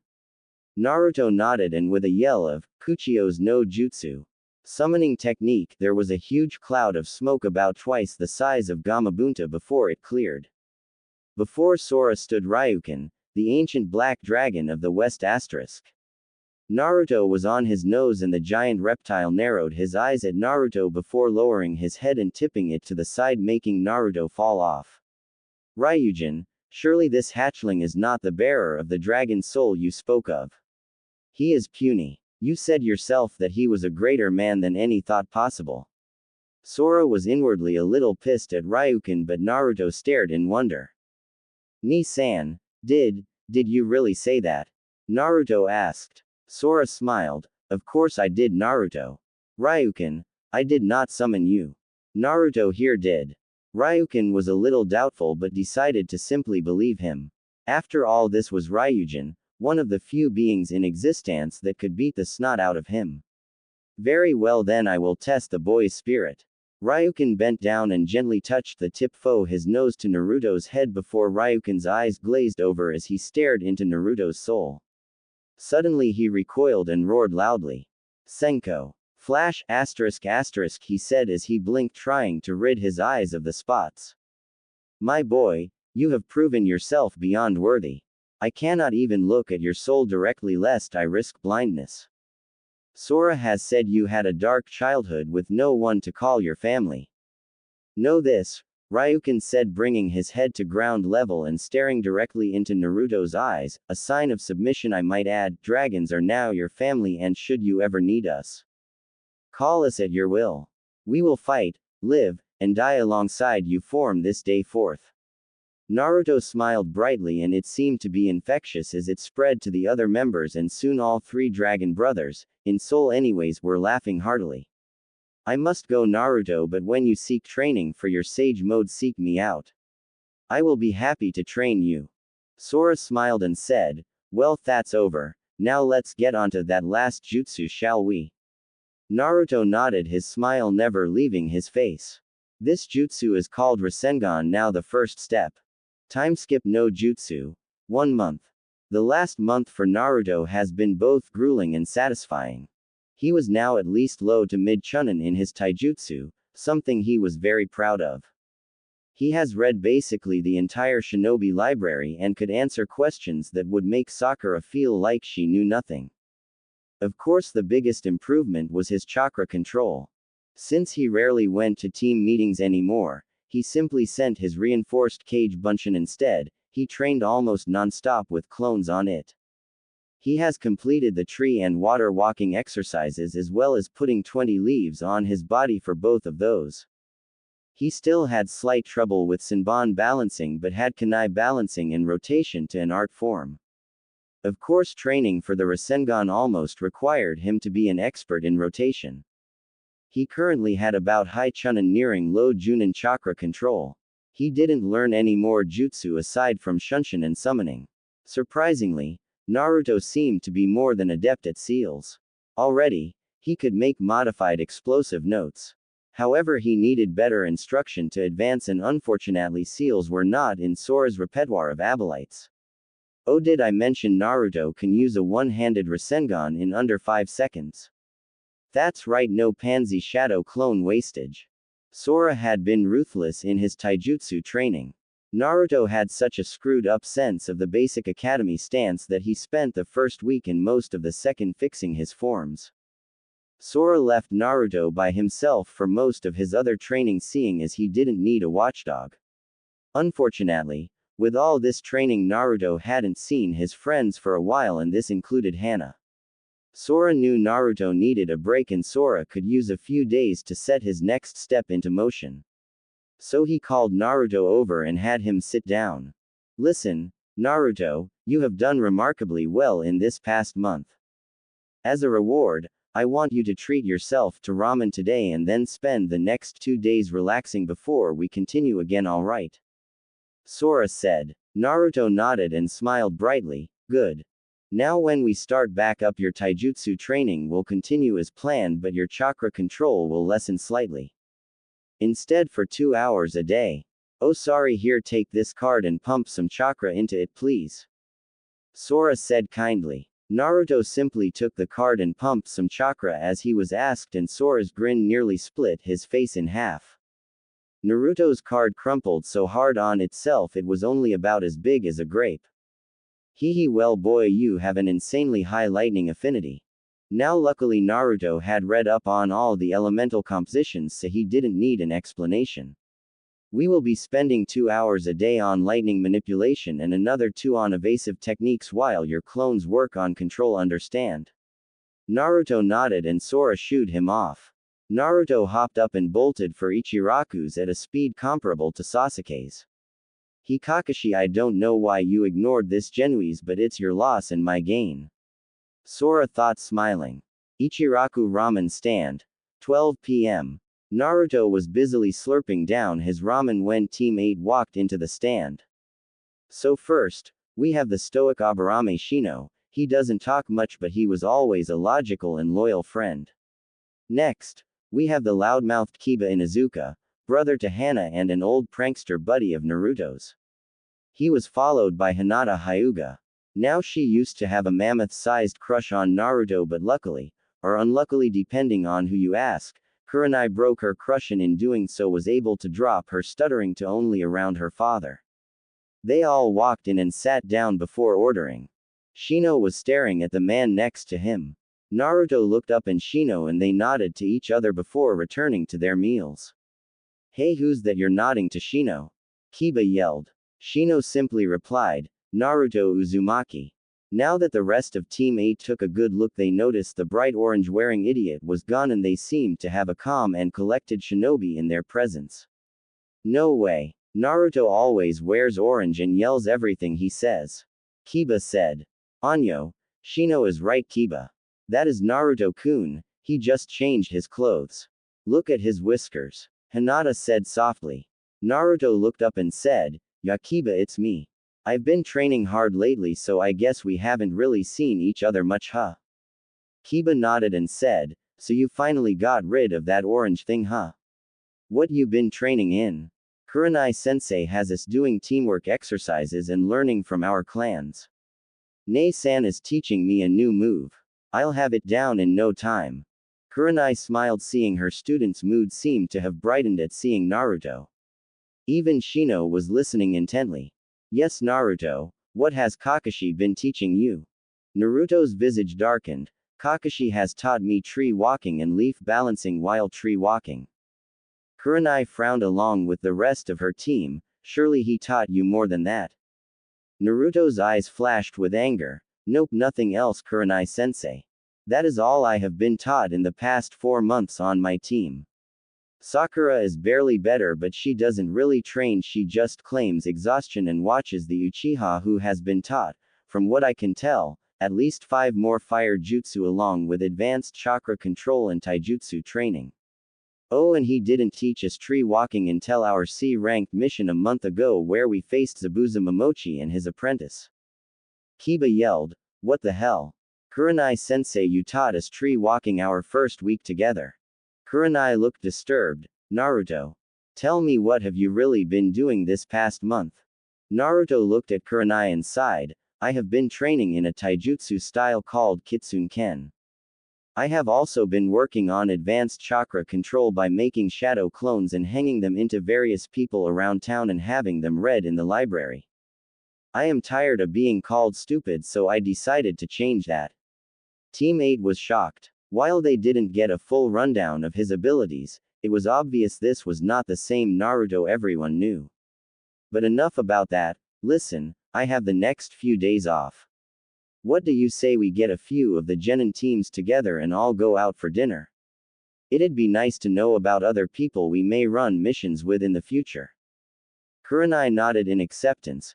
Good idea, Naruto. Why don't you let me invite some of the Junin sensei and a few of my friends as well?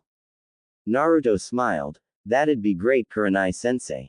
I'll ask my team, but I doubt they will come. Still, I will bring a new friend I made if that is fine with you. Kurenai smiled. Sounds good. What do you think, team? Tomorrow, say 7 p.m. They all nodded and said their goodbyes. Naruto decided to take Shiroi to Hana for a checkup. Not to mention he hadn't seen her in a while and actually felt sad at that. Hokage's office. 12:30 p.m. A silver flash entered the office. Yo, worm. Sora said, smiling. The old Hokage nearly had a heart attack. Damn it, Sora. You're almost as bad as Naruto. Of course, Sora knew that the Hokage was reading his Ika right before he entered. Sora smirked. I wish. Hatchling could sneak in here while you were reading and steal your book from under your nose. Sarutobi shook his head. That he could. What do you need, Sora? I haven't seen you since that council meeting. Sora grew serious. Yes, well, it seems Naruto is progressing faster than I thought. I need someone to train him in evasion. Sarutobi thought for a minute, but he was interrupted by Sora. I was going through the village and its outskirts when I came across a huge forest. I think the woman inside called it the Forest of Death. I dunno. Sarutobi paled and said, she didn't. Sora smiled. Of course she attacked me. Still, that was some of the best evasion training of my life. Can you get her to help me with Naruto? Sarutobi sighed. Are you sure? She may just kill him. Sora shook his head. Nah. She never aimed to outright maim or kill. Although she was trying to hurt me. In any case, is that okay with you? Sarutobi nodded and clicked a button. Satsum. Could you please send for Anko Mitarashi? Thank you. Sora grew serious once more. Why did I feel devil's yukai coming from her? Sarutobi's face looked grave. If you want an explanation, wait for her. It is a very private issue for her. I will assure you she is fully human and in control of her actions. Sora nodded and the doors flew open. Hey, old man. Need me to kill someone? Anko said as she walked in, not unlike a certain blonde-haired container. Suddenly she froze. You. She lunged at Sora, who simply sidestepped her and watched her fly behind the desk. Sarutobi glared at Anko. Enough. I know he was in your forest, but he is here for a reason. Anko was not happy. The Forest of Death was her home. The only place she could get away from the villagers. Fine. What do you need and why is he here? Anko said a little more harshly than intended. After a glare from the Hokage, she bowed her head and apologized. As she did that, Sora noticed the mark on her neck. What demon would mark her? Rather, how did a demon get close enough to mark her and escape unnoticed? Sarutobi nodded and said, Anko, I have a mission for you. You are to assist Sora here in training a young ninja who needs some help. Anko was flabbergasted. You know I don't work well with kids. Why would you assign me to help him? Sora cleared his throat. I asked for you specifically. He needs evasion training and, as much as I enjoyed our little cat and mouse, I believe you are exceedingly proficient in thrown weapons and he would benefit greatly from this.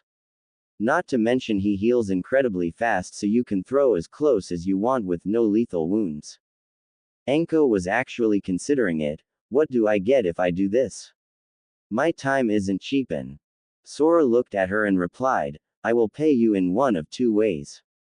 Either monetary compensation, or, if you tell me the story behind that mark on your neck. I may be inclined to remove it. Both Anko and Sarutobi had their mouths agape. You can remove the curse seal? He asked incredibly. Curse seal? Sora asked confused. Anko walked up to him and grabbed his shirt. Don't toy with me. WHO sent you. She started shaking him, yelling obscenities, and was obviously pissed. Through all this, Sora was simply observing this so-called curse seal. It's not a mark in the true sense, just a bastardized version. Now I see why it's a seal. Sarutobi grabbed Anko and pulled her back. Anko, calm down. Anko was seething and glaring at Sora, but Sarutobi said, enough, Anko. This man has my full trust. He turned his gaze to Sora, and Sora actually felt slightly scared. And you? I told you it was personal. You should not have toyed with her. Sora shook his head. I meant what I said. What I meant by asking of the curse seal is that I believed it to be a demon's mating mark at first. Therefore I was confused when she referred to it in such a manner. To be honest, that seal is a bastardized mating mark. I am no seal expert, but you cannot remove that mark through sealing, at least to my knowledge. Anko crumbled. So I can never be free of him. Sora sighed. Did I not just say I can remove it? Well, not so much remove as replace with something far more beneficial. Anko stared at him with hopeful and suspicious eyes. What do you mean replace? Sora looked at her and said, simple, a stronger demon or dragon can overpower this seal and turn it into their own mate mark. This would free you from him, whoever he is, but you would be bonded to another until you die. Sarutobi spoke up. Now hold on a minute. Anko, think this through carefully. Sora, you too, after all you would be her mate, correct? Sora nodded and Anko looked deep in thought. Yes, I would. However, I have been alone for most of my life. I would not mind marking her and letting her do as she pleases. I can tell a mask when I see one. Sarutobi. Naruto wears his still, although his silliness has actually rubbed into his personality. Anko looked at Sora. What does being a mate entail? Sora looked at her slightly surprised. Well, bashfully mates are husband and wife. Anko seemed a little wary. Contrary to popular belief, she held onto her virginity for many years and she wasn't about to go giving it up to some guy she hardly knew. She only dressed this way because it helped distract her enemies. I'll have to think about it, she replied. Fair enough, Sora said, but will you help me train Naruto? She nodded. Yeah, alright. But the Gaki better not be like the rest of these villagers or he's gonna be a pincushion. Sora chuckled. You have no idea. Sarutobi just sighed as they walked out. He looked at Anko's retreating form, then at Sora's, and smiled. Maybe, just maybe, he can break that mask. Inuzuka Clinic. 1 p.m. Naruto walked in with Shiroi in his arms. She was now slightly larger than a newborn kitten but not fully grown. Thankfully she could still fit in his side pocket, but those days wouldn't last much longer. Hana looked up from behind the counter and smiled. While she wouldn't admit it to anyone but herself, she missed Naruto. Hey Hana-chan. Shiroi grew a little, so I wanna make sure she's growing fine, plus I haven't seen you in a while. Naruto said vibrantly. Hey Naruto-kun. It's good to see you too. Come to the back and we can get little Shiroi-chan a checkup. Hana said, blushing lightly at the fact that he wanted to see her. They walked in the back and she began to run jutsus on Shiroi, who sat there quietly. So Naruto, what have you been up to lately? Hana said innocently. Oh, just training and getting stronger, Hana-chan. Naruto said, smiling. Hana smiled right back and said, you must be pretty strong by now, huh? Naruto seemed to shine at the praise. Yep, Aniki said I could probably take a chunin in taijutsu now. Hana nodded. If Sora-san said so, then it must be true. He is a good fighter after all. Naruto scratched the back of his head. Yeah, it's great to have him train me. His breakfasts are great, but he never has time to make me anything for lunch. Hana was done with Shiroi, but she kept doing meaningless jutsu to keep Naruto there. So you never have lunch? Naruto shook his head. No, I usually just make myself a sandwich or something because he won't let me have ramen. There was a slight pause in his voice, but he continued, but it's fine after all, I never had anyone to make me food anyways. He chuckled and scratched his head, which Hana now noticed meant he was nervous. At the same time she felt sad. No one has ever made him lunch. At least when I went to school, Mom made my bentos, and when she was busy she had taught me how to. Now that I think about it, he's really never had anyone, huh? Well, that's gonna change, she thought with conviction. And maybe we can turn this to our advantage. Hana's feral side threw in, although Hana didn't seem to notice at that time. Hey Naruto-kun, what do you say you join me on the Hokage monument tomorrow for lunch? Hana said with a smile. Really Hana-chan? Naruto asked with a light in his eyes. Sure Naruto-kun, I would enjoy spending some time with you.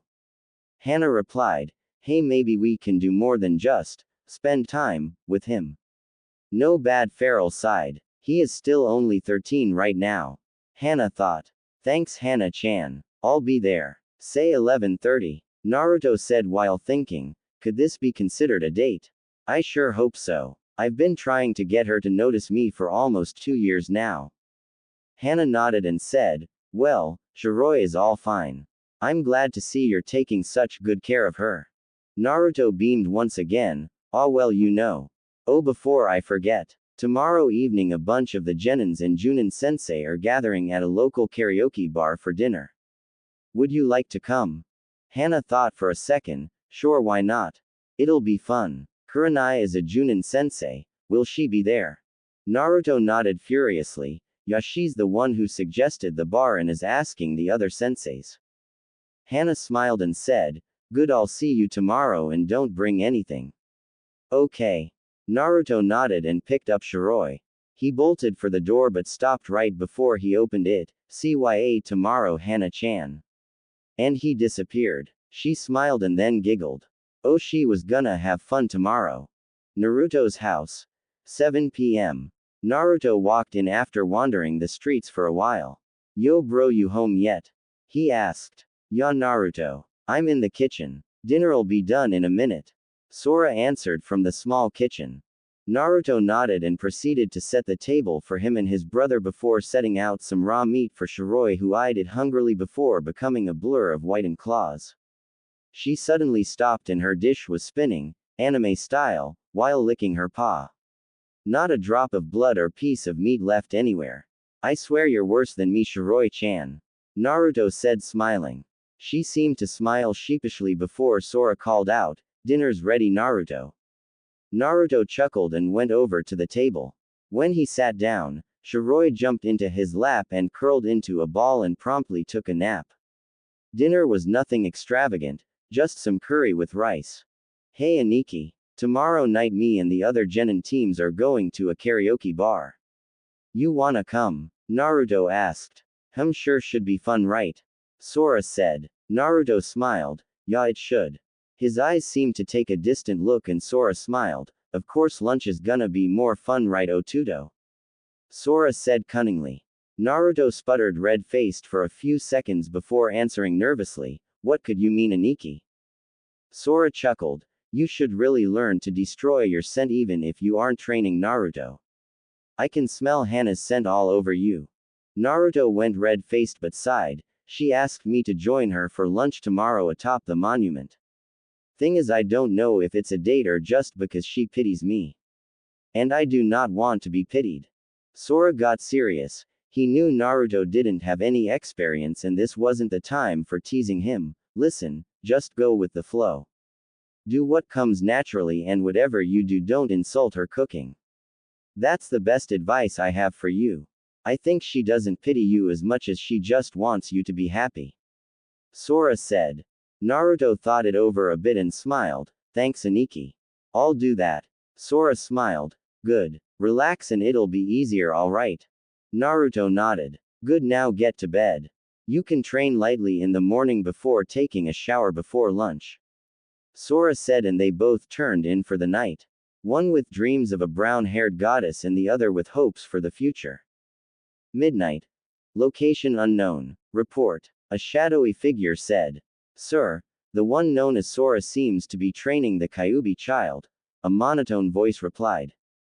I see. Continue observation until such time as I recall you. Do not get caught. The figure said. Hi Shisho. The monotone voice replied and disappeared into the night. The moon shifted and hit the figure. Danzo sat in his chair mulling over this information. I will find out what you are up to and claim the Kyuubi's power for myself. Next day 11:25 a.m. Hana smiled. She had just finished setting up the blanket and assortment of sushi and several bowls of ramen for Naruto, all homemade. She had closed the clinic for the day with permission from her mother, who, and I quote, told her to mate with the dragon and give me grandpups to spoil already. Needless to say, Hana had blushed crimson and yelled at her mom for that. Although her feral side was becoming more active with each passing moment. It didn't help that last night she had dreamt of what he would look like when he came back. All those muscles, and that long hard. Hold it, Hana. He's not there yet. Geez, am I really that horny? She asked herself. Yes, you silly girl. You're 17 nearing 18 and you have yet to claim a mate. Of course you're horny. Her feral side replied. Alright, so I'm horny. I just have to wait 3 months. She thought. Maybe but that doesn't mean you can't satisfy your need for companionship. It was at this time Naruto had walked into the clearing and yelled to Hana, Hey Hana-chan. Hana smiled and replied, Good Naruto, I'm glad you made it. Naruto beamed and took a whiff of the food as he sat down. Of course. I wouldn't miss this for the world. This ramen smells heavenly. Hana blushed lightly. Thank you. I worked hard on them. I hope you like them. Naruto took a page from Hana and blushed as well. Damn, she's cute when she blushes. He smiled and took a bite. His eyes widened and he almost dropped the bowl, yelling, Amazing. What did you do to this ramen? I've never tasted this before. She smiled with a light blush. Nothing, it's just regular steak ramen with the Inuzuka spices in it. He smiled brightly. You gotta make me some more when we have lunch again. She was a little taken aback and quietly munched on her sushi. Did he really mean that? So he wants to have lunch again, huh? Inwardly Naruto was a little freaked and thought, oh, I guess she didn't wanna have lunch with me again. I'm sorry, Hana. I didn't mean to force you to cook for me again. Naruto said sadly. Huh, she said. Why's he sad? I thought he wanted me to do it again. I mean, you don't have to do this again, Hana. I appreciate the thought, but I don't like being pitied. Naruto replied. Wait, he wanted me to do it again and now he's saying I don't have to. Why would? Oh crap. He thought the silence meant I didn't want to. Hana looked right at Naruto. Naruto. I'm sorry, I forgot you haven't had much interaction. What's wrong, Hana-chan? Naruto asked. She blushed and just decided to come out with it. He'd never figure it out anyway. Listen, Naruto, I do want to cook for you again. I was just embarrassed you liked it so much. Also, I'm not pitying you. You always bring a smile to my face just by being around me, so I just wanted to return the favor. She blushed a deeper red. Besides, I'd like to spend more time with you. Naruto was astonished. She wanted to spend more time with him. No one ever told him that. About 3 minutes later, Hana was a little annoyed. Yo earth to Naruto-kun. She said, snapping her fingers in front of his face. Huh. Oh yeah, sorry Hana-chan. It's just.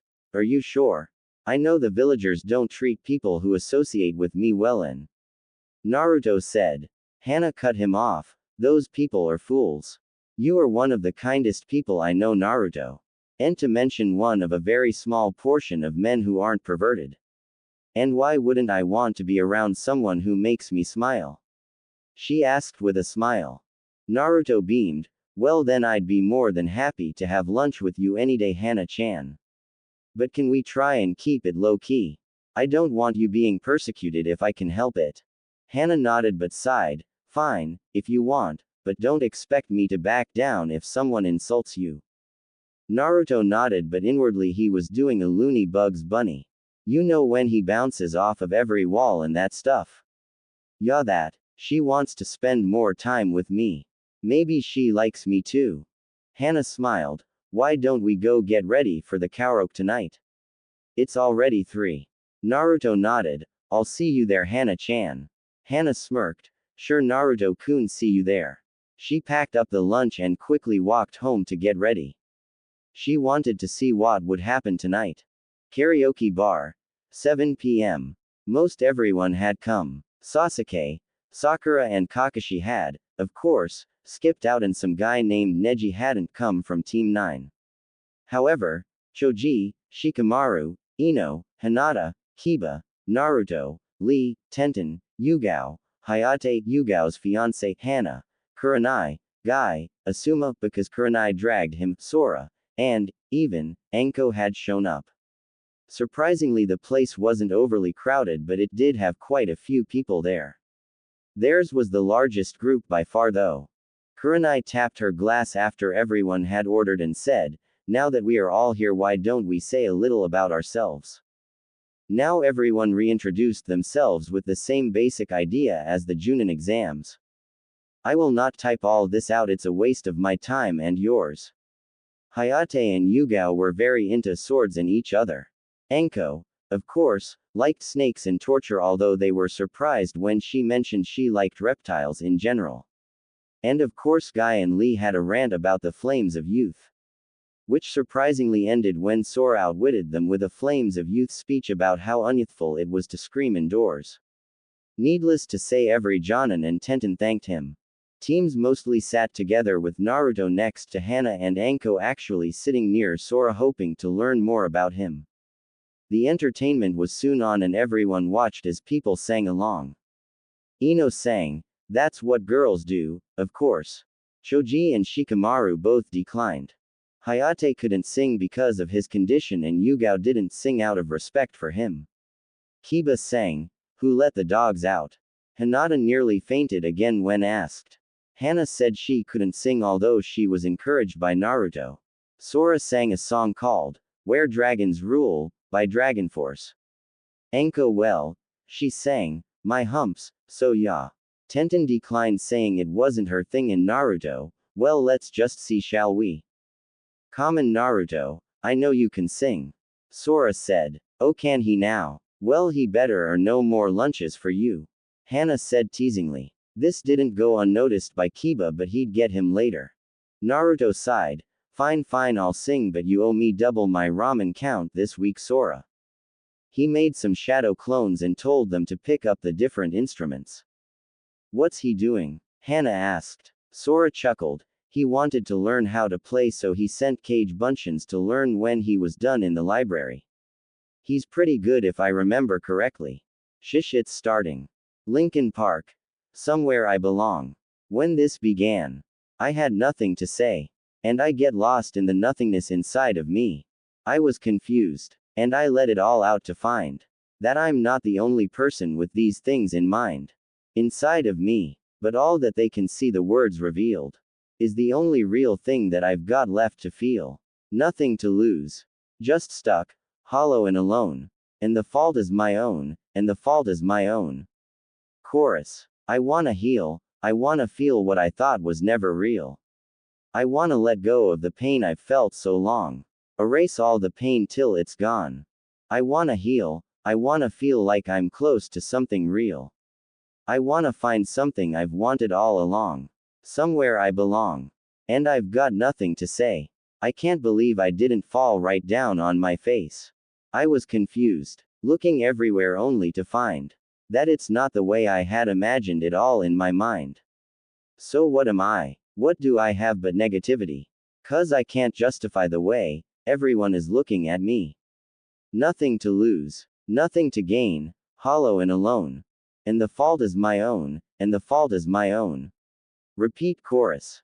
I will never know myself until I do this on my own. And I will never feel anything else until my wounds are healed. I will never be anything till I break away from me. I will break away, I'll find myself today. Repeat chorus. I wanna heal, I wanna feel like I'm somewhere I belong. I wanna heal, I wanna feel like I'm somewhere I belong. Somewhere I belong. Silence reigned in the bar as the song finished. Everyone could see the emotion Naruto put into it. The adults there, which was a majority, knew what he meant by finding somewhere, but only two knew what he meant when he said the fault was his own.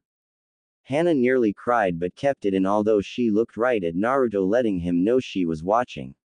Sora, on the other hand, he cried. For the second time in less than a year, Ryujin had cried for his brother. Since no one but Hana knew why Sora was so emotional, they simply chalked it up to his own past. Ino noticed and opened her big mouth. I won't bash her much, she just needs to shut her mouth sometimes. I don't get it. Why is Naruto singing about belonging somewhere? Doesn't he belong in Konoha? Sora very nearly glared before he remembered she was ignorant. Instead he sighed and wiped his eyes. He has never belonged in Konoha, Ino. None of you really bothered to notice him, but if you had, you would notice the stares and hatred he gets for no reason at all. He can't even walk into 90% of the stores in Konoha, and the other 9% that let him in sell him worthless goods at premium prices. Ino scoffed. He probably just pranked all of them. So they don't want to serve him. By now Naruto had rejoined them but was sitting listening. Hana growled. He's not lying, Ino. While Naruto's pranks are rather grand, it never harms a business. However, I have personally seen grocers sell him expired and outdated foods. The clinic is one of about 3 or 4 places in the city that he can walk into without being thrown out. Inwardly Naruto was crying with happiness. Ino, however, looked to her sensei. Sensei, we were taught in school that Konoha values teamwork over everything else. Why would we treat one of our own like this? Naruto spoke up. Ino, you have always had a roof over your head and parents to feed you, haven't you? Ino looked back at Naruto. Of course. But you were an orphan, so you lived at the orphanage, right? Naruto scoffed. Sure, for 5 years. I was kicked out on my birthday October 10th when I was 5 because, and I quote, demons don't need a home. So tell me, Ino, if the orphanage didn't want me, then why pulled Konoha want me? Ino was shocked along with the rest of the youngsters. The adults, however, had multiple reactions. Kurenai, Asuma, Hayate, and Yugo were wondering how in the world the Hokage allowed that to happen. Enko was having flashbacks to when Orochimaru left her. Guy for once was serious and had a severely depressed look on his face. Sora was gritting his teeth and Hana was looking down, sad that she hadn't helped sooner. I won't tell you why she called me a demon, yet. Maybe once I trust you more then I will tell you, but just know the adults can't say anything. Naruto said sadly. Shikamaru sighed. Troublesome blonde. That comment seemed to lighten the mood somewhat. Well, I'm tired, so I'm gonna head home. Good night, everyone. Naruto said cheerfully. Everyone said their goodbyes, but the same thought was running through most of their heads. Just what made Naruto so sad? Training Ground 8. Next day. Naruto had just come back from his, now daily, lunch with Hana and was in very high spirits. That is until he saw Sora being chased around the training grounds by the crazy snake lady, as he now dubbed her, cause she was firing snakes all over the place. Yo, Naruto! Sora yelled as he ran past him. You bastard, get back here! Enko yelled, and somehow she started to target Naruto as well, who was now running alongside Sora. What the hell did you do to her, Aniki? Naruto asked as he dodged a kunai snake combo. Ed just said she was a beautiful snake princess. Maybe I shouldn't have done that. Sora said, dodging 8 snakes. You said it again. Enko roared and redoubled her efforts to turn them into pincushions. Man, Aniki, next time keep your big trap shut. Naruto said. 2 hours later, Enko had finally calmed down and they all stopped. Sora eyed her warily but approached her. Well, thank you for your help today. Will you come back tomorrow? He asked. Enko smiled sweetly, and then decked Sora. As he sat on the ground, a kunai hit between his legs. Call me that again and I'll kill you. At first Sora seemed scared, then Naruto bust out laughing. He was soon joined by Enko and then Sora, while thinking, man, her laugh is cute. That's Sora. It was gonna be the start of a beautiful, hellish friendship.